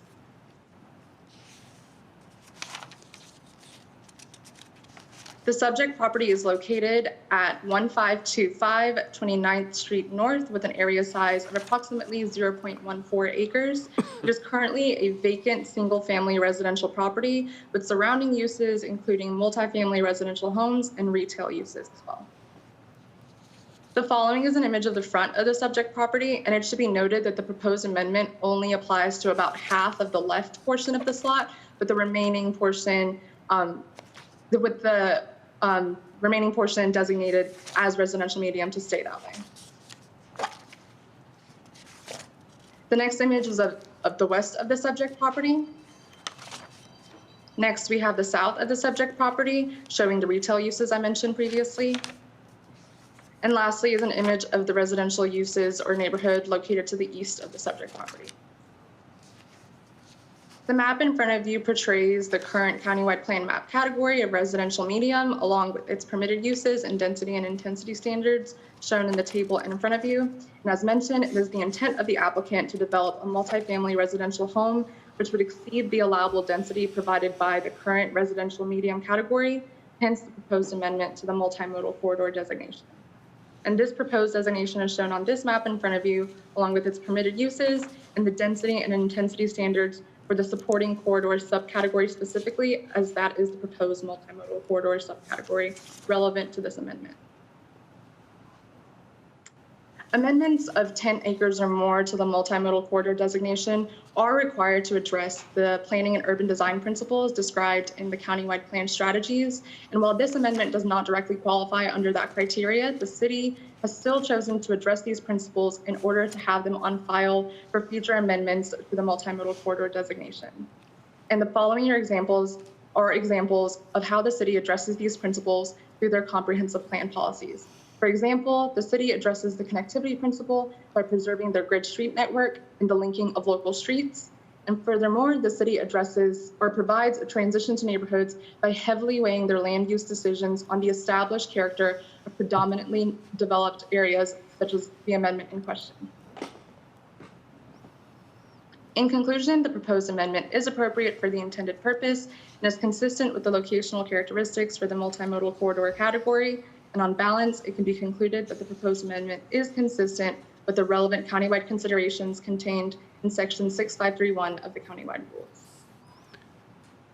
In front of you is an analysis of those relevant countywide considerations. And lastly, some public comments were received at the city council meeting for St. Petersburg, where 3 residents cited traffic concerns, and overall general concerns included but weren't limited to parking, concerns about encroachment of commercial uses, and safety issues, but the city has addressed these issues with the residents. This concludes my presentation. Thank you, Nasheen. I was just going to go to Tina again about any proponents on the project that want to speak in the room.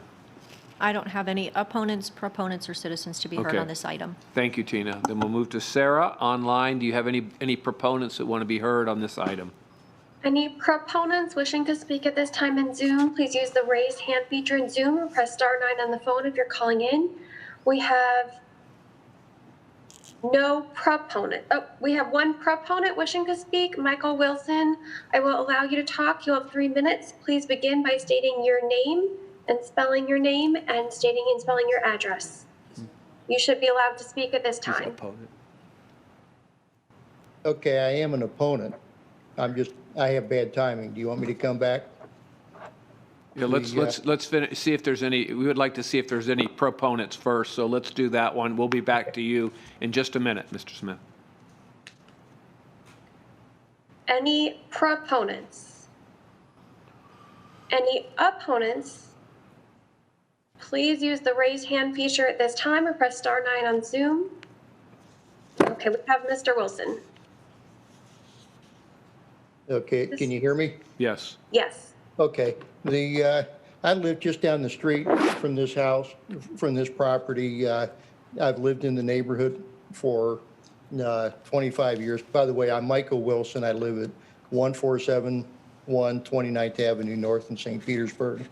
Now, I lived in St. Petersburg all of my life, and I'm seeing this, they keep talking about it fits the usage of a traditional corridor, but it is not on a corridor. It is on 29th Avenue, which is a residential street.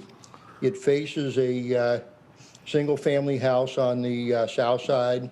It'll have a single-family house on the north side, and it kind of, when you look at it, it kind of hits the house and the auto garage on the north side, and really it's only on the west side that it has commercial. The owners of this property have not been good. They let the building be unsecured before they demolished it. They keep having citations for overgrowth. They have a very dangerous hole about 3 feet deep that they've left totally unsecured since demolition in the alley. So I have no faith that these people are going to do what they say. If you change the zoning, it doesn't have to, there's nothing that says that they have to build a triplex or residential. If you change it, it is going to allow them to put a commercial property on it. They could combine it with the little strip stores right next to it and do it as a complete parking lot. They could tear the whole thing down and put up a bigger office building. And, you know, the city zoning thing, it almost shut us all out of the comment period. Of course, COVID and Zoom and all that, it was very difficult to comment. And so I'm very upset that they're going to try to do this to get 3 units on this lot. The people bought 2 lots. In this neighborhood, they could build a house with a garage apartment or 2 units. And so they have the ability to do 4 units, and they seem to want 1 more. And they have no place to put parking for 3 units. It's 50 foot wide and 120 feet long, and it's going to have to be very small units unless they put parking, unless they raise it up and put parking under it. There's a traffic island right in front of it that is going to prevent access in and out on the front. And so that's going to be out of the alley, which already is high traffic because of the auto garage. I'm very much against this, and I have neighbors around that are having trouble getting in to even make a comment today because most of us found out about this meeting last night about 9 o'clock in the evening. So please vote against this. That's what I have to say. Thank you very much for listening to me. Thank you. Is there anybody else, any other opponents? Excuse me. There are no other opponents. And anybody in general that would like to speak to the item? Anyone wishing to be heard on this item in Zoom, please use the raised hand feature, or if you're calling in, press *9 on the phone. There's no one else wishing to speak on this item. All right, we'll go ahead and close the public hearing, and I'll bring it back to the board. And Councilmember Rice. Thank you, Chair. Thank you, Chair. This is my district, and I am aware of the complaints of the neighbors about this proposal. Whit, could you or one of your staff please clarify what exactly can and can't be built here? Even though the owner has indicated that they intend to build a triplex, we actually don't know exactly what they want to do. I'd like Nasheen to take that. Okay. Nasheen, could you address that, please? Sure.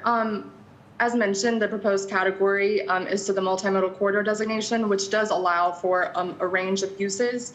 And there was a concern stated by the resident that this is not a corridor, but I understand that it can be confusing when discussing the multimodal corridor category and what you might imagine to be a traditional corridor. But this category is intended to recognize those corridors of critical importance for the movement of people and goods. So it does allow residential and commercial uses. And while the applicant is addressing, or while the applicant is proposing to build a multifamily triplex, what we are considering is really the proposed designation rather than the uses itself, if that makes sense. As for the allowable uses, I'm not sure if Rodney can speak more to what might be allowed specifically on this corridor. Good afternoon, board members. Rodney Chapman, Division Manager for Pinellas. What we've heard from the citizen does get into more of a zoning and a site planning issue. And so I know that Britton Wilson with the City of St. Pete is here, and perhaps you can shed light on what zoning district this property would be designated with, and that would give you more clarity on what the actual specific uses that are allowed under the city zoning regulations. Okay. Yes, good afternoon. Britton Wilson, City Planner for the City of St. Petersburg. The proposed zoning is going to Corridor Residential Traditional 1, or CRT 1, which is a residential, primarily residential zoning district, but does allow limited personal services. Can it allow a parking lot? A parking lot could be permitted with the current zoning and the proposed zoning. The current zoning, it would be required to get a special exception permit if it was associated with commercial uses to the west. And the proposed zoning of CRT1 would also be able to allow a parking lot, and the 3 units that are proposed or that may be built there will be required to provide parking on site. But just to clarify, it can't be turned into a parking lot without going through the special exception and quasi-judicial process and public hearing process. That's absolutely correct, yes. Okay, that gives me, that makes me feel better about this. I'm a big supporter of complete streets, complete neighborhoods, and generally very much in favor of looking at how we can tweak densities along corridors in St. Petersburg as a way to allow greater housing and more affordable, or more housing that is affordable, and a more walkable community. And I do understand the concerns of the neighborhood in this case. It's one thing to look at the map and see where there's a certain consistency this change would provide, but then when you actually look at what's happening on the ground and the neighborhood's response, I think it's important to really listen and answer their questions. The next question I have, it's kind of a subjective one, admittedly, but the applicant has not been present at any city council quasi-judicial hearings and is not present at this one, and to the best of my knowledge has not sent any type of representative or attorney. And that strikes me as bad form. I suppose legally someone doesn't have to be here to say, hello, thank you, this is what I'd like to have you vote on, please, this is who I am. That doesn't sit well with me, and I understand why the neighbors are uncomfortable about it. Could you just comment on the legality or the tradition of having someone basically not participate in this public hearing process? I can. Just in brief, there is no, the applicant has an opportunity to be heard. There's no requirement that they be heard and they be present. There is, a general requirement that there be enough information and evidence and whatnot in order to make your decision. And as long as you feel like that's there without having to speak to the applicant, then that's sufficient. Well, so just purely from a legal perspective. Well, I appreciate that in the MPO materials, it says that the city shall provide a transition to neighborhoods by heavily weighing land use decisions based on the established character of the predominantly developed areas, such as the amendment in question. And I am going to vote for this to go forward, but I am going to keep my eyes very closely on this project, and I'm listening very closely to my neighborhood, and I'm going to make sure that the owners here really understand that they really need to work with the city and work with the neighborhood. Thank you. I move approval. Okay. A motion to approve. Second. And a second by Councilmember Gabbard. On this, just looking at the countywide plan category that's there now and the one that we're talking about transitioning to, it seems to be consistent. I mean, we talked about properties to the north, to the east, to the west, and the south, perhaps having different uses right now. But as far from a countywide plan perspective, it's in sync and just as far from, is it 16th Street, for the property on the north of it and to the property on the south of it. That seems to be right in line. So we're actually making a change that puts the properties more in line with each other just from a countywide plan perspective, not from the perspective that you were speaking about. Could you speak to that and trying to bring consistency to the corridor? Was that a question for me, Chairman Eggers? Sounds like a good one for you, Nasheen. I just wanted to make sure. So yes, you are correct. It is providing a little bit more of a consistent width to the multimodal corridor, and also addressing some of, based on the applicant's proposed use, addressing some of those missing middle housing concerns that are there in St. Petersburg. And you are correct that it will provide a more consistent layout of the existing multimodal corridor by incorporating the plot. Yeah, and I think to Councilmember Rice's comment about providing transition to the properties it looks like to the east, which are different. So that would be important for this property and the ones to the north and the south doing the same thing. So that we have good transition from the corridor to the other area. Commissioner Welch, did you have something? Yes, Mr. Chairman. I plan to support this as well, and I agree with Commissioner Rice's analysis of this. The county had a housing forum last Friday that spoke I mean, this looked like it was pulled from that PowerPoint, how you transition and get into housing with slightly higher density in traditional neighborhoods. This fits right in there. But I am concerned, Councilmember Rice, when you say the applicant has not shown up. That doesn't help with the whole NIMBY issue when you're not there to talk to folks. Was the city council support unanimous? I'm just curious. I didn't see that in the backup. I believe it was. Okay. Okay, that's the only question I have. Are there any other questions? Yes, Mayor Bradbury.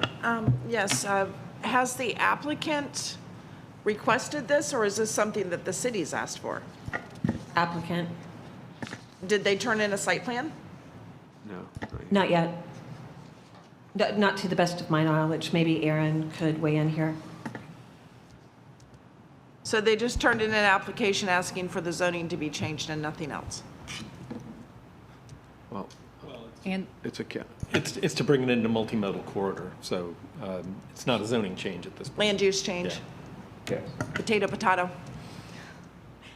No. The staff didn't answer. Yes, Mayor, it is a land use change only, and we don't typically require site plans to be submitted with these types of applications, nor do I believe the city requires site plans to be submitted along with map amendment applications. That's correct. The city does not require submittal of site plan at this stage. And to speak to the applicant, I do know that she is a mother of 2 or 3 young children, and it has been difficult for her to attend these meetings. But she did fill out the paperwork and submit it to the city for the land use change? That's correct. Thank you. Vice Mayor Albritton. Yeah, I was just going to bring up the opponent to this who had concerns that being such a small lot. And as you said, there's no site plan that's been submitted. So that's the next hurdle for her after the land use is make sure that this, whatever she proposes is going to be approved. So I think that, they may have to change what the proposal is if it doesn't fit. Mayor Kennedy, did you have anything? Yeah, I was just thinking about the opponent, and sometimes we change properties. We've done several like this, and we had hoped that they would come into these beautiful projects, and then we end up having an owner who, for whatever reason, doesn't meet our expectations of what we're hoping on the project. And I'm just curious on some of the matters in which the opponent spoke about, the holes and the disarray of the property. Is that all true? I'm just curious on that. Do we know about that? Anybody? Aaron? Britt, do you have any experience with the current condition of the property? I do know that they were issued code violations and that they did come into compliance. I'm not sure how long the owner has owned this property. I was under the impression it wasn't very long. They submitted the land use application shortly after they purchased it. And the application was submitted shortly before COVID, and because of COVID, the process has been a bit delayed. So was the property like this before the applicant purchased it? Or I guess that's my question. It was my understanding that there was a derelict home on the property that needed to be demolished when they purchased it, and they have since demolished it. When they submitted the application, it was not yet demolished, but it is currently a vacant. Okay, thank you. Any other questions? Mayor Bradbury? I got one more question. My understanding in the city of St. Pete, when you demolish a piece of property, you have to have a site plan submitted before you get the demolition permit. It's my understanding that that's for properties in downtown St. Petersburg. And this particular property was a single-family home that was it was under significant degradation, and it needed to be removed per a code violation. Councilmember Rice, did you have a comment? I'm sure Aaron, excuse me, is the expert, but I think that mostly applies to houses that are or could likely be designated historic.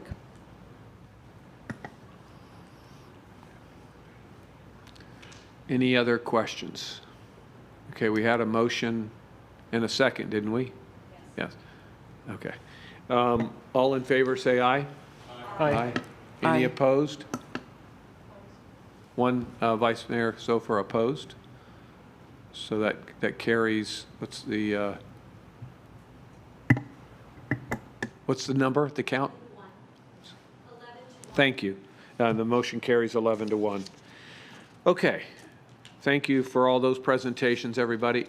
Appreciate it. We're going to move on to PSTA activity report. Commissioner Long. Don't forget to hit your button there for the microphone. Thank you, Commissioner Eggers. Sir. Got it. So PSTA we had our board meeting on October 28th, and we met virtually. Most of our meeting revolved around our federal and state priorities as regard to the upcoming legislative action in both levels of government. The PSTA board reviewed and adopted our priorities for the upcoming session. Our federal agenda is very focused on funding for both new projects and ongoing COVID support. We are grateful to the FTA for their support of the Sunrunner BRT, and we continue to work with them on ensuring the timely delivery of that project. But we're also looking to the future needs for electric buses, a new Clearwater intermodal center, and passenger ferry capital grants. Our major initiatives at the state complement the funding request at the federal level as well as policy reform. We're seeking support for our applications to the VW settlement for electric buses and support for our applications to existing FDOT programs for protecting the state block grant funding from state budget shortfalls, a state match for a new Clearwater intermodal center, and operating assistance for the Clearwater Ferry. So I look forward to those conversations with our Waterborne Transportation Committee, as well as including the folks from the Hubbard Marina. Our other state initiatives include a new funding source for TBARTA that is a specific source and has recurring revenue attached to it, a Medicaid transportation policy reform, and updates to state transit laws for enhancing partnerships with transportation network companies like Uber and Lyft. While we may have to meet with legislators in a virtual platform this year, we are prepared to make the case that increased funding for public transportation is more important than it has ever been as we help our economy continue to recover and grow. We also had a great update on our electric bus fleet and facility charging infrastructure needs to support our fleet expansion. We believe that with success at the state and federal levels, we can get to 30 electric buses within the next few years. Long term, to go to 100% zero emission, we are positioning the agency to generate and store our own power through the use of solar panels, which is a really big deal. I'm very happy and excited to share with you that our new driverless shuttles project has arrived in St. Petersburg. We have named her AVA, which stands for Autonomous Vehicle Advantage, and she is a gorgeous salmon-colored design to be vibrant and visible as she travels from the Dali to the beautiful pink Vinoy. Notice we're using the pronoun she. I hope you have all received your invitations to our socially distanced event on Monday, November 23rd at 10 a.m. at Albert Whitted Park along the waterfront, where Ava will be formally introduced. Due to COVID-19 safety precautions, shuttle demos will be limited, so please RSVP. If you have any questions, please contact myself, Whit, or Brad. Thank you very much, Mr. Chair. Thank you, Commissioner Long. Any questions for Commissioner Long? Okay, we'll go Make sure you come and visit Ava. Ava. Commissioner Seal, TBARTA? Yes, we had a Zoom meeting on Friday, October 16th. We approved a state legislative agenda, which also includes an appropriation request for $1.5 million and reoccurring funds, which is really important. We're trying to move away from taking funding from other sources and establish a reoccurring fund. We also approved legislation amending the Enabling Act to allow mayors to appoint a designee, to clarify what constitutes a quorum, removal of some of the mandated committees, and removal of the chair's coordinating committee from TBARTA, placing the committee within the MPO, and electronic voting rights for board members. One important thing is we would like to have an amendment to the state fund participation to allow the regional fixed guideway transit that we're working on to make regional rapid transit project eligible, because right now the state can fund up to 100% of the net operating costs of any eligible intercity or commuter rail system for up to 7 years. And that's what happened over in Orlando. So we're hoping to have that in place for us. We did a regional transit disadvantaged service program agreement with UZURV to support that and contribute up to $150,000 per year for marketing and support services. And finally, ongoing, had a presentation on the regional rapid transit update as to some of the station locations. There's no parking garages being planned, but all surface garages, and more an overview of vehicle technologies, but more information will be presented at a later date. So the next meeting is scheduled for this Friday, November 13th, at the West Pasco Government Center. Thank you, Commissioner Seal. Any questions for Commissioner Seal? Okay, thank you. We'll move on to item 7C, which is our countywide trends and conditions report. And Robert Feigl is going to give us a presentation. Good afternoon. This is Rob Feigl from Forward Pinellas, and I'm going to go over the Countywide Trends and Conditions Report, which is an annual broad overview and snapshot of transportation and related land use trends in Pinellas County. It includes crash data, transportation-related infrastructure, and traffic congestion updates. The report reflects the broader focus of Forward Pinellas by looking at both land use and transportation. This presentation will summarize the report and highlight some of the key findings. As you know, 79% of our residents drive alone in privately owned vehicles in order to get to work. As you also know, we can't really bill our way out of congestion. More than half of our residents do live less than 10 miles from their workplace, so there are options to engage in other means of transportation. And as planners, we look at other options to help reduce congestion, such as carpooling, working from home, public transit, walking and biking. 36% of jobs are within a half mile of the Pinellas Trail, and 35% of households are within a half mile of a trail as well. But that's not to say that all of them are able to get from point A to point B, from home to work, or to other places for that matter, because there's significant gaps that exists within the bicycle and pedestrian infrastructure. And so that's why Forward Pinellas and our partners are constantly focusing on trying to improve the infrastructure. The Pinellas Trail Loop, for example, is 80% completed. That's up from 79% last year and 76% in 2018. So I'm really making some really good progress on that.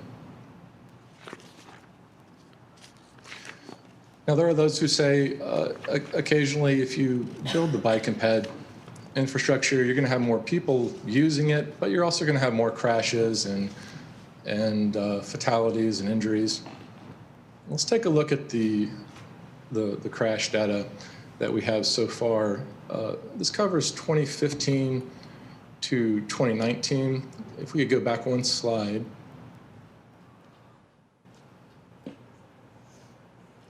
In general, in Pinellas County on average, per year we have about a little over 29,000 crashes. That's on average up 2% from previous years. Fatalities, however, are down 2%, and injuries in general are down 1%. And again, I should note just that this report technically only covers 2015 to 2019, but because it's such an unusual year, we are going to go ahead and touch where we can on some relevant data for 2020. Now, for crash data, we tend to look at where most of the more serious crashes are happening, and that tends to be with our vulnerable road users, that being our motorcyclists, pedestrians, and bicyclists. 62%, so that group of vulnerable road users makes up 62% of traffic fatalities. So that's why there's a lot of focus on their safety. You can see in the middle column the number of crashes for each category, and in the far right column the number of fatalities and what the trends are in general. So for crashes in general, the number of crashes have gone down 2% on average. For motorcyclists, down 7%. Bicyclists have not changed. For bicyclists, it was 5 fatalities on average last year and 5 this year as well. So that's why it says down 0%. And for pedestrians, fatalities have increased on average 2%. We have the usual suspects involved with the fatal crashes. It's impairment, aggressive driving, and at-risk drivers. Don't try to do the math on that, because you can have an at-risk driver who's aggressive, distracted, and impaired. So the police officer filling out the report will check all of those boxes. But what we do know is that, as you can see in the infographic, 1 out of every 3 fatal crashes do involve impairment, aggressive driving, and at-risk drivers.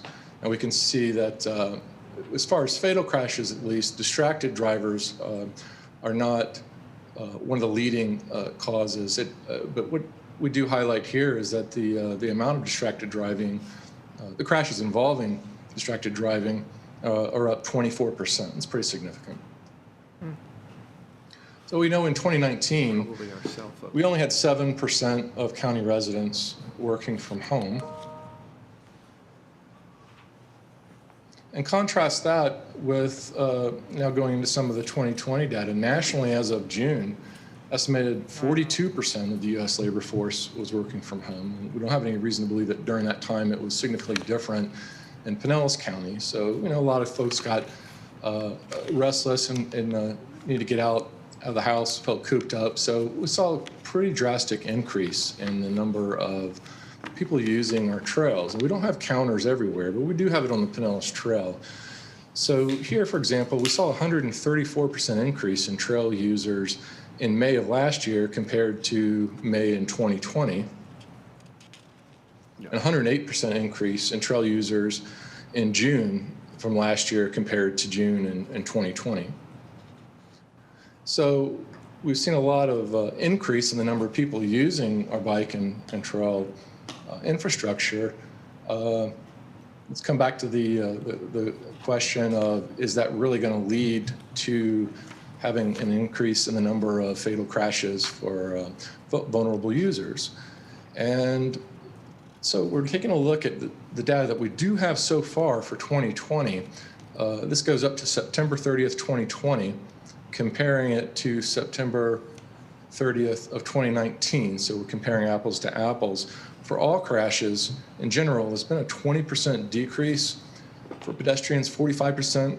For bicyclists, 25% decrease, and motorcyclists, 17% decrease. And that could be, of course, in large part because we had fewer cars on the roads. A lot of the people who would have been driving are now some people who are on the trail. But one of the silver linings of the pandemic is we're able to, instead of just have pure speculation about what it would be like to have more people working from home and how that's going to affect congestion and vulnerable user fatalities, we actually got to see what that really looks like, and we'll have even more data once we have all of the 2020 data in.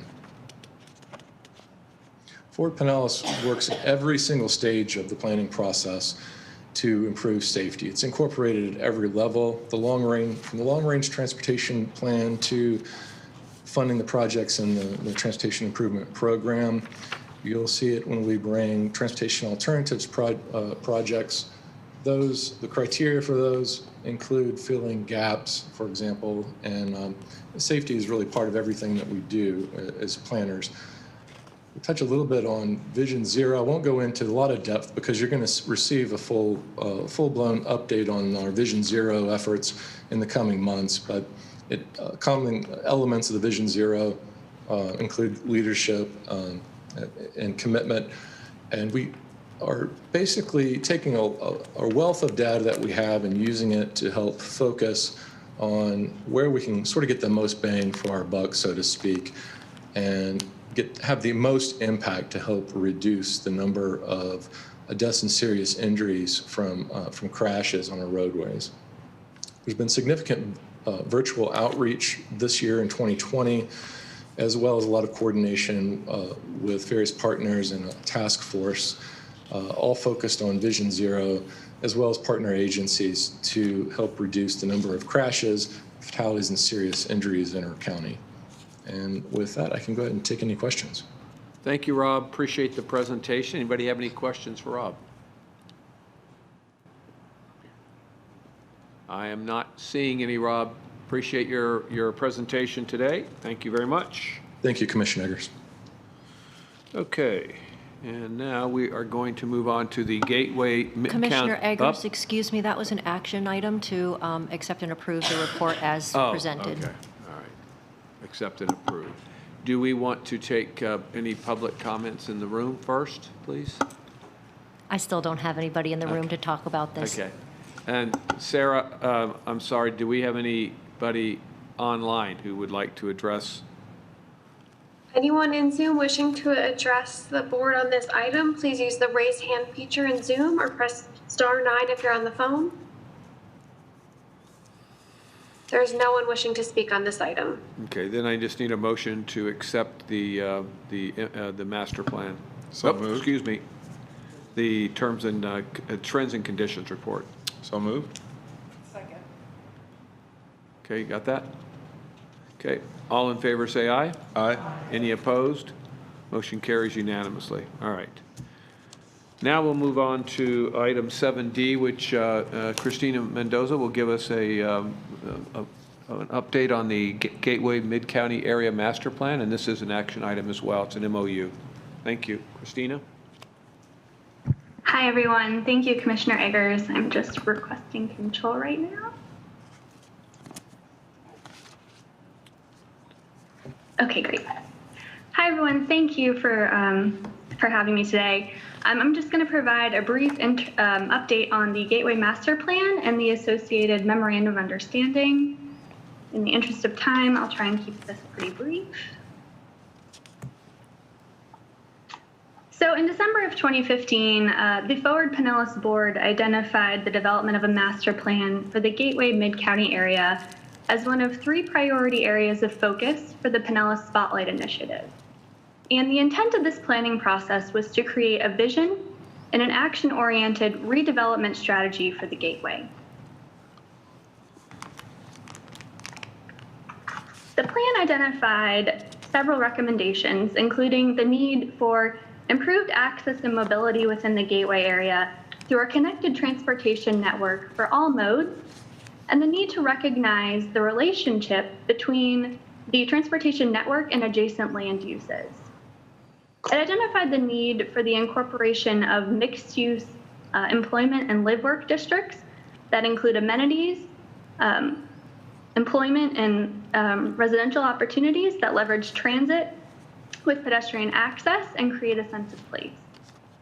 It also identified the need for balanced multimodal connections that address both safety and accessibility. It also identified the need to address vulnerabilities within the county, as it's going to be increasingly impacted by the effects of climate change and sea level rise. Therefore, there needs to be a heightened emphasis on sustainability and resiliency. Other needs identified in the plan include the need to create an environment that fosters both job retention and job growth, and the need for the incorporation of public realm improvements that enhance the built environment. So currently, the final plan is complete, and we've also finalized a memorandum of understanding that's been adopted by all of the local partners. And we're now moving toward implementation efforts such as website updates and developing performance indicators to measure implementation and a reporting structure for tracking this information.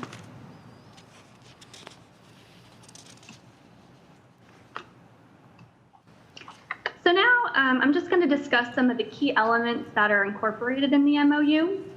Essentially, the MOU will establish and has established a Gateway partnership, which consists of members from the study management team. It establishes their membership and responsibilities. It also establishes Forward Pinellas as the conduit to engage partners and coordinate meetings. It commits the parties to ensuring that the Gateway Master Plan is considered at all levels of local government structure during the amendment of relevant plans, the prioritization of projects, and the development of affordable housing strategies in the Gateway area. The MOU also commits the parties to working together to ensure that there's no net loss of employment potential in the Gateway, while at the same time using land more efficiently to broaden the mix of uses, such as reducing the amount of land that's currently devoted to surface parking. It commits the parties to practicing inclusive planning that takes into account the needs of all existing neighborhoods and communities at all economic levels, to working with the private sector to develop sub-areas, and to engaging the landowners of catalyst sites identified in the Gateway Master Plan. It commits Forward Pinellas to developing a monitoring system for progress, convening meetings and maintaining the website, and the Gateway Partnership to establishing a reporting and collaboration structure for implementation actions. So next, we're requesting adoption of the MOU by the Forward Pinellas Board to affirm our commitment to implementing the plan. Moving forward, we're going to continue to working to develop performance indicators for implementation. And these indicators, like I said, we're going to be used by the partners to track their progress toward implementation of the plan. Our most recent Gateway Partnership meeting took place last week. It was on November 6th, where we brainstormed potential performance indicators to try and determine what was appropriate for each jurisdiction. And we're going to keep working on that moving forward. We're also in the process of determining an appropriate reporting structure and a way to track all this information that we're hoping to incorporate into the Gateway website if we can.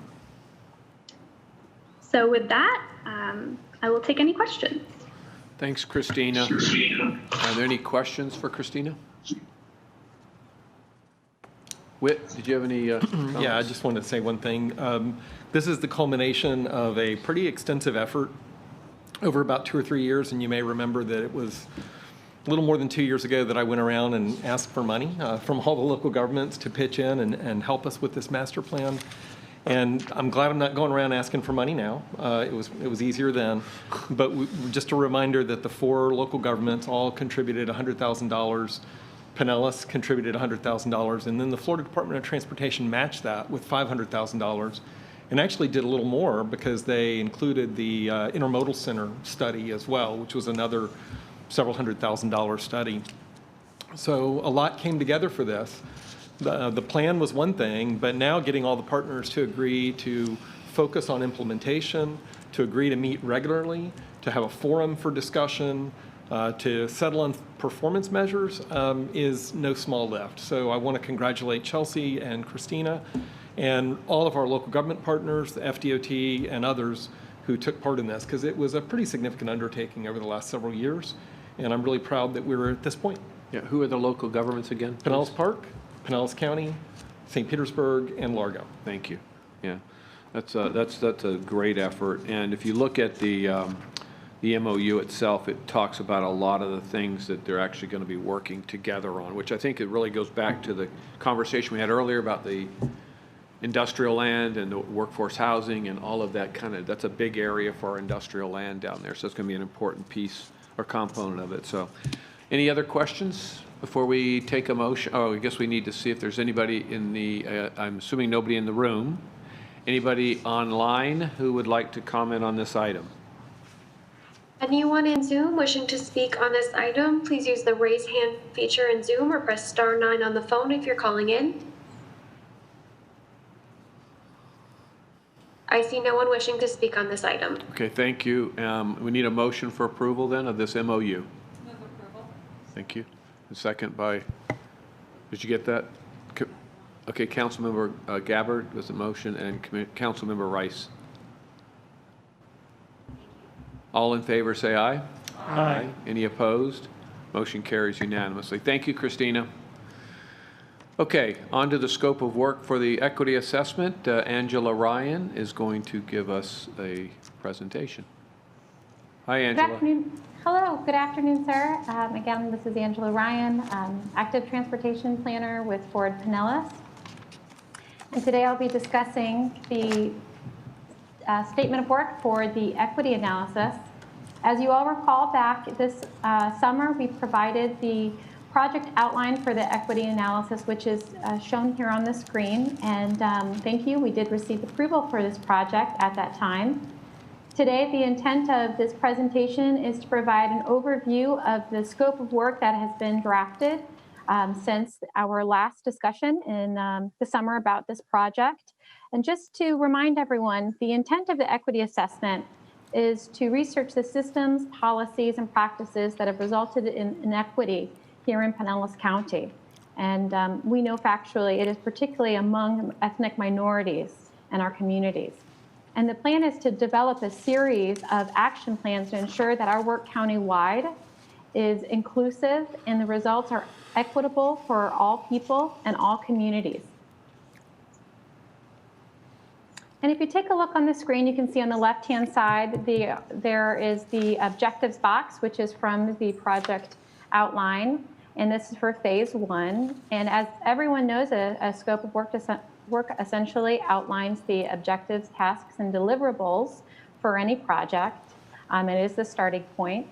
And so just to provide a rather short overview of the tasks that are associated with the phase 1 scoping, we have 3 listed here. And as an important aside, the draft PDF of the scope of work, which is a bit more detailed than the information I'm going to provide, is included in your agenda packet. And I'm always available to answer any questions. But back to phase 1 scoping, the initial tasks have been to, and this is our current process, to develop the project. And a big part of the scope of work is developing the stakeholder relationships, such as Unite Pinellas and other entities throughout the county that are going to help us to determine our final scope of work, our objectives, and the vision statement that we will utilize going forward. The next task is to refine objectives in the scope of work. From the feedback that we have accumulated so far and continue to receive, we are working on developing the final project objectives, the vision statement, and the scope of work that I'm presenting today. We will also develop a project schedule and a stakeholder engagement plan. The really important part of this project is going to be a strong connection to the community, all communities in Pinellas County. We really want to provide opportunities for meaningful feedback from the public, and that's why the stakeholder engagement plan and the overarching stakeholder engagement is such an important part of the scope of work, as well as the equity analysis process. The third today, we're going to ask for approval of this scope of work. And we're also going to ask if there's anyone willing to act as equity champions to help us to move this project forward. Phase 2 is the work plan. And the tasks associated with the work plan initially are going to be to conduct that evaluation, utilizing internal data, external data, and the equity benchmarks that have been established and continue to be established as we refine the project objectives. It will also be to establish the equity measurement data and those equity benchmarks. After that, we will identify opportunities and weaknesses by going through the strengths, weaknesses, opportunities, and threats matrix. And we will also take a really hard look at what existing opportunities that we have in the county to improve the livelihood of people that have a disproportionate impact from county projects authorized and promoted by Forward Pinellas, as well as the weaknesses, where are areas that we really need to provide more funding and more opportunities. After we conduct that analysis, we'll go through the alternatives process to define what are all of the potential alternative solutions. After that, we will then take a hard look at those alternatives to determine, out of all of the potential project alternatives, which ones are going to be feasible. We'll do that through utilizing a project feasibility matrix. After that analysis, we will then determine the external outcomes of plans and the work product and the actual structural solutions that we're going to put into place. Those will all be aligned with important performance metrics so we can track our progress through time.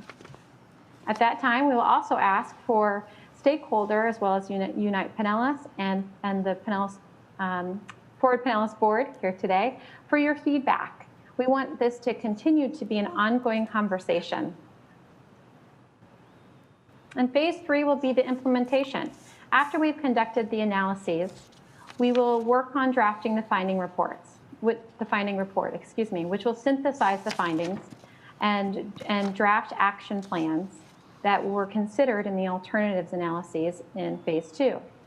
At that time, again, we'll have another conversation with our stakeholders as well as everyone here today, where we will present the draft report and we will document feedback from all of our stakeholders as well as the board. We will then work to develop our final report. After that, we will get to the point where we are able to implement the action plans, monitor them, and then through time, evaluate their effectiveness. And we have many objectives for the equity analysis, and due to time, I'm not going to spend a lot of time going through all of these, But essentially, as described here on this slide, it's to identify disadvantaged groups, their geographic areas, the degree of disadvantage, and identify how our transportation and land use plans can provide for increased opportunities and equity for those communities. And we will do that through near-term actions, midterm actions, and long-term actions. And as an example, this is a structural solution. We'll have both programmatic and structural solutions, but this is one that was conducted by the City of Portland. And it's a citywide racial equity goals strategy where they've outlined their goals and their strategies. And that concludes my presentation for today. Any questions or comments? Okay, Angela, thank you. Appreciate that. Appreciate you bringing it a little bit shorter. We are running a little bit late already, so thank you for that. Questions? Councilmember Rice? Thank you. I just wanted to say that I think this is very important work, and we're very lucky here in Pinellas County to have organizations like Unite and the Foundation for a Healthy St. Petersburg. We clearly, one of the issues involved with this is, we clearly need affordable housing, but not just that, we need the people who need affordable housing in our community. And so I think this work is really important. One thing that I would ask is maybe we take a moment to, or in the report, to be sure to define what equity means. I get a little worried when we start using a lot of these new terms, and it gets a little slippery because it can mean a lot of things to different people. Kind of like the term affordable housing is not a very precise term, as a lot of us have come to learn. So I just want to make sure that when we talk about equity, we really know what it is that we're getting at so that our actions and our outcomes are meaningful. One of the things I like to think of is equality, which is also very important, means everybody has the same access, the same opportunity, or gets the same thing. Equity recognizes that some people, what people need, their needs are different. So it's not that everybody gets the same, it's that people get what they need. So that was just my comment. Thank you very much. And how long will the 3 phases of this report take? We're anticipating Our it'll take about a timeline, year. oh, please go ahead. I'm sorry. I was just going to say, we're thinking about a year. About a year? Okay. Angela, is that? Yes, sir. Thank you. Okay. Commissioner Welch? Mr. Chairman, I agree. Very important work. We've taken that phrase back from Charlie Justice now. We can use it again. If you're looking for champions in the community, I'm certainly excited about being one of those if you're looking for community champions, since I won't be on the board. But I think Darden was right. Getting that definition out there is important, and Unite Pinellas is a perfect group to do that. But one of the sports analogies we always hear is if you're starting the race 50 yards behind, that's when equity comes into play, because everyone is not starting from the same place. So I'm looking forward to seeing this, and it's a very timely project. Thank you, Thank you. Commissioner. Anybody else with any comments? Okay. And this is an action item, so anybody, again, I'm assuming nobody in the room. Sarah, anybody online that would like to comment on item 7E, scope of work for equity assessment? Anyone in Zoom wishing to speak at this time, please use the raise hand feature or press *9 if you're on the phone. There is no one wishing to speak on this item. Okay, thank you. Then I'll need a motion. Move approval. Second. Okay, did you get that? Councilmember Rice is the maker and Commissioner Welch is second. All in favor say aye. Aye. Any opposed? Motion carries unanimously. Okay, we're going to move on to the nominating committee made up of Chair Commissioner Welch. He's chair of the nominating committee. I just gave you that. You have the power to do that. Yeah. We actually talked about that. Vice Mayor Sofer and Commissioner Donovan, all 3 members, obviously, that we talked about earlier today, but also who are leaving the board, got together and put together their nominating committee. And before I turn it over to you, I just really wanted to take the opportunity to, first of all, thank you all for letting me serve for 2 years. It's been awesome. I loved it. Thanks for your confidence in that. But I really wanted to take the opportunity to thank staff. I mentioned it earlier. But the more you get to interact with staff, you realize that we've got some real stars. And I really appreciate the way that we're developing everybody and getting a chance to not only develop their own skills, but also obviously contribute to the success of this organization. And to you and to Rodney and to the leadership team, I really appreciate what's going on in your office, and I think it's good stuff. So we will continue to have that, and I'm just so excited about that. But I did want to take the opportunity to thank you for the opportunity, or for the last 2 years serving. Chair Welch, go ahead with the nominating committee report. Thank you, Mr. Chairman. We met on the 30th, the day before Halloween, had a great Zoom meeting and conversation, and you stole my thunder. We first wanted to thank you for your outstanding leadership, and you not only in Pinellas County, but you've been around the region working on transportation. And I don't have a vote, but I would vote for you being the chair of the commission and continuing that great work next year, and I'm sure it's going to happen that way. So we have consensus on a slate. We'd like to submit for the Ford Pinellas Board, Darden Rice as chair, Mayor Cookie Kennedy as vice chair, Commissioner Janet Long as secretary, and Vice Mayor David Albritton as treasurer. That's the slate for next year. I would move approval. Ask if any of my nominating committee members had any questions or comments or additions. I just want to let everybody know that Commissioner Welsh held us to the highest standards on this nominating committee, and the ballots were counted and certified for their accuracy. So, and we feel confident in putting this slate forward. And it was unanimous. Was that a second? Was that a second from you? Okay. Commissioner Seal? Oh, there was a second over here. Okay. Any other comments, thoughts? Thank you, Commissioner Donovan. Yes, did you? Go ahead. Did I hear a concession? Yeah,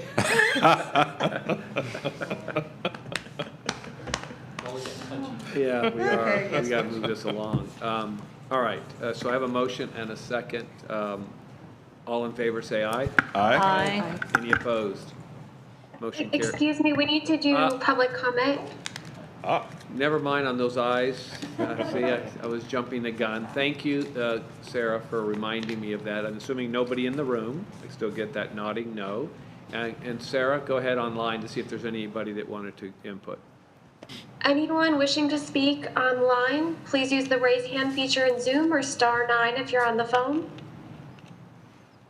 There is no one wishing to speak on this item. Thank you. Thank you, Sarah. Again, all in favor say aye. Aye. Anybody opposed? Motion carries unanimously. Congratulations to the new team. Okay. Good stuff. And look forward to it, next year. A lot of good things happening. So, all right, we're going to move on to the director's report. And Whit, since these are all yours, I'm assuming you'll move rather quickly through these. I will, indeed. For the next item, the legislative committee update, this is an action item, and the legislative committee met earlier today to recommend a set of policy positions to the Ford Pinellas Board, and those are in the packet, I believe. Let's see, let me make sure. We have the TMA leadership group that's in the packet. We may need to bring this back for January. So what's in the packet that I would like to see action on is the position statement on transit funding, because the TMA leadership group is meeting, and the legislative committee recommended approval of this position statement that comes from what Commissioner Long mentioned earlier, a desire to have more stable funding for TBARTA that doesn't come from earmarks, which at least in the last year has taken revenues away from HART and PSTA. And so we were looking for more flexibility in the Transportation Trust Fund for urbanized areas. And the only comment from the Legislative Committee was to look at item number 5 on the list, which would maybe separate out indexing local option fuel tax to inflation, with the expansion of the Charter County and Regional Transportation System surtax to municipalities over a certain size, recognizing that that's got a tougher political road to hoe and maybe should be not lumped in with another item that if they already index the sales tax or the gas tax for inflation at the state level, it seems kind of straightforward to do it at the local level. Seems pretty unfair not to do it that way. And that was the only change that the legislative committee had. So we're looking for action on that position statement. Move approval. Did you get that? Okay. Any comments on the legislative positions? Is that with the separation of number 5? Yes. Yeah, 5, the second bullet point will become, we'll have 4 down there now. Okay. There's still nobody in the room wishing to speak on this Okay, item. thank you, Tina. Sarah, see if there's anybody online that would like to speak to, go ahead. Anyone wishing to speak on this item in Zoom, please use the raise hand feature or press *9 if you called in. There is also no one wishing to speak on this item. Okay, thank you, Sarah. Okay, all in favor say aye. Aye. Any opposed? Motion carries unanimously. Thank you. And we'll bring back the policy positions in January. Yeah. The other 2 items I want to mention real quickly is the Federal Highway Administration quadrennial certification. I'm surprised I got that out, but every 4 years we undergo a certification process to just make sure we're compliant with all federal laws and policies regarding metropolitan planning organizations. And they are certifying both Pasco and Hillsborough along with us because we're part of the same urbanized area. That's happening on January 28th. We are beginning the process now. They've done their desk audit, reviewing all of our documents and materials, and they've sent us some questions that we're responding to, and then there'll be a half-day workshop essentially on the certification. We will be pushing this out through social media, and we are getting some input from our key partners also as part of that certification review. So it's just really a heads up, and those of you who remain on the board in January may be asked to say a word or two at the certification meeting in January. The next day on that, on another topic, we are planning to hold a board workshop. And originally we had planned to hold the workshop on the US 19 corridor to look at the innovative intersection ideas on the northern section and also the frontage road study that DOT is wrapping up. And because of the stop work order and the desire from the department and from us, frankly, to make sure we were able to answer all the questions that board members and the members of the public might have, we've decided to delay that workshop on US 19 until the summer and more likely September timeframe. And that will give the department time to make sure they've got answers on right-of-way impacts, traffic impacts, cost impacts for all of those projects and more thoroughly vet the ideas. So we will be working with you on an agenda for that in coming months. But we still want to have the workshop because it's hard to get 13 people together on a given day. We have a high turnover of the board. And I think it's always good at the beginning of the year to think about the year or the next 2 years ahead and how we really want to position ourselves to tackle some key issues. And you may remember that last year before, or this year before COVID, we had a workshop and we had a whole bunch of priorities and we were heading down a path and it kind of got disrupted a little bit. So what we will do is bring back those priorities that you all voted on at that workshop, or prioritized is probably the right way to say it. And then talk a little bit about what we've been able to accomplish, what we really had to put off, and just confirm that we're still, wanting to go in the direction that you want us to go and following your lead. So I think it'll be a pretty substantive workshop, and we'll keep it to probably 2 hours.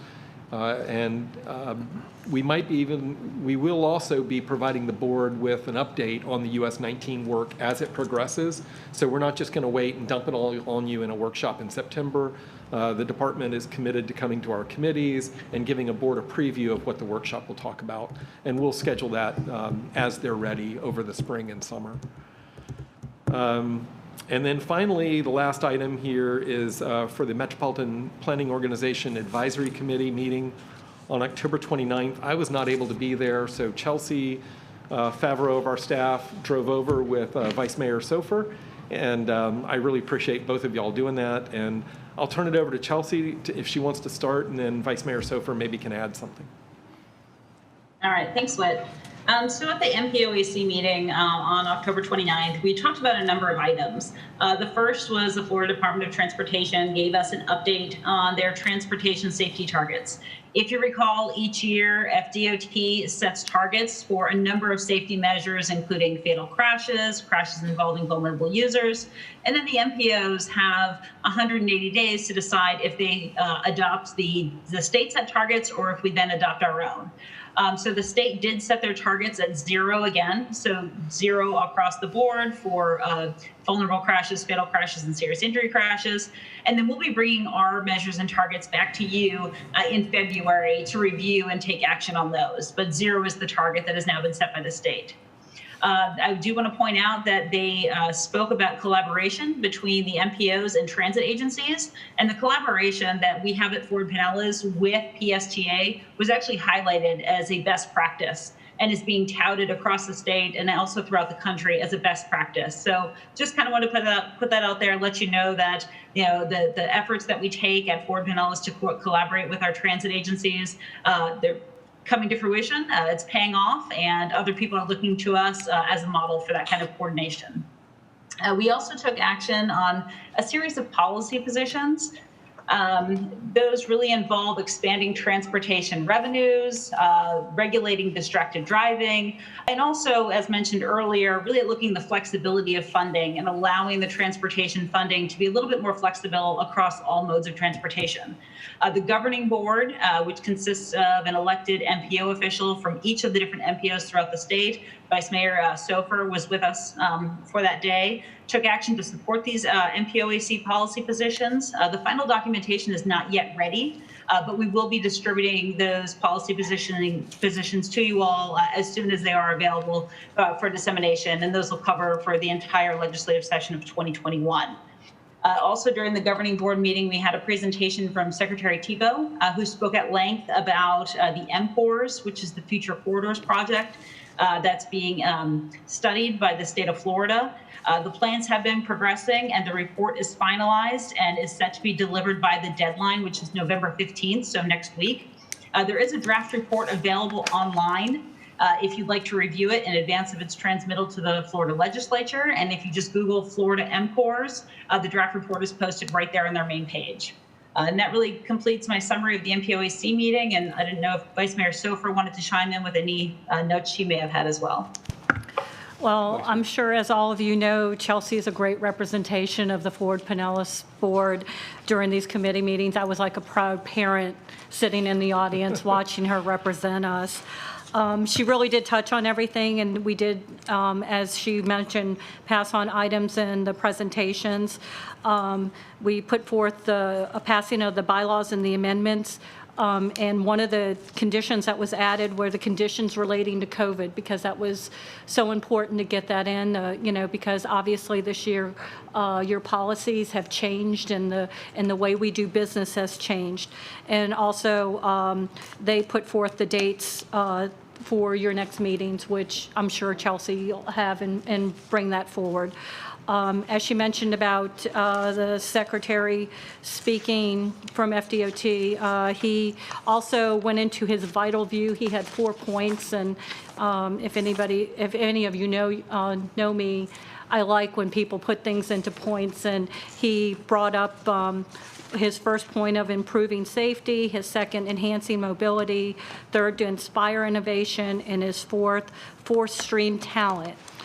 He's going to be rolling out the single best ideas, recruiting from elected officials such as yourselves in the state for those ideas. He did also mention that 80% of the funding that we get in the state comes from gas tax, and as you all are aware, a lot of people didn't do a lot of traveling during this time, and we're also going to electric vehicles. So all of those are going to play a huge role in how we're going to be collecting funds back.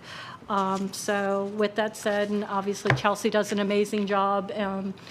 That's all I had to add. This was my last item of service to the board, so thank you for that opportunity. Thank you. Thank you, Vice Mayor, for going over there. Really appreciate that. Anything else, Whit? Is that all in your, okay, under informational items, I draw attention to the fatalities report.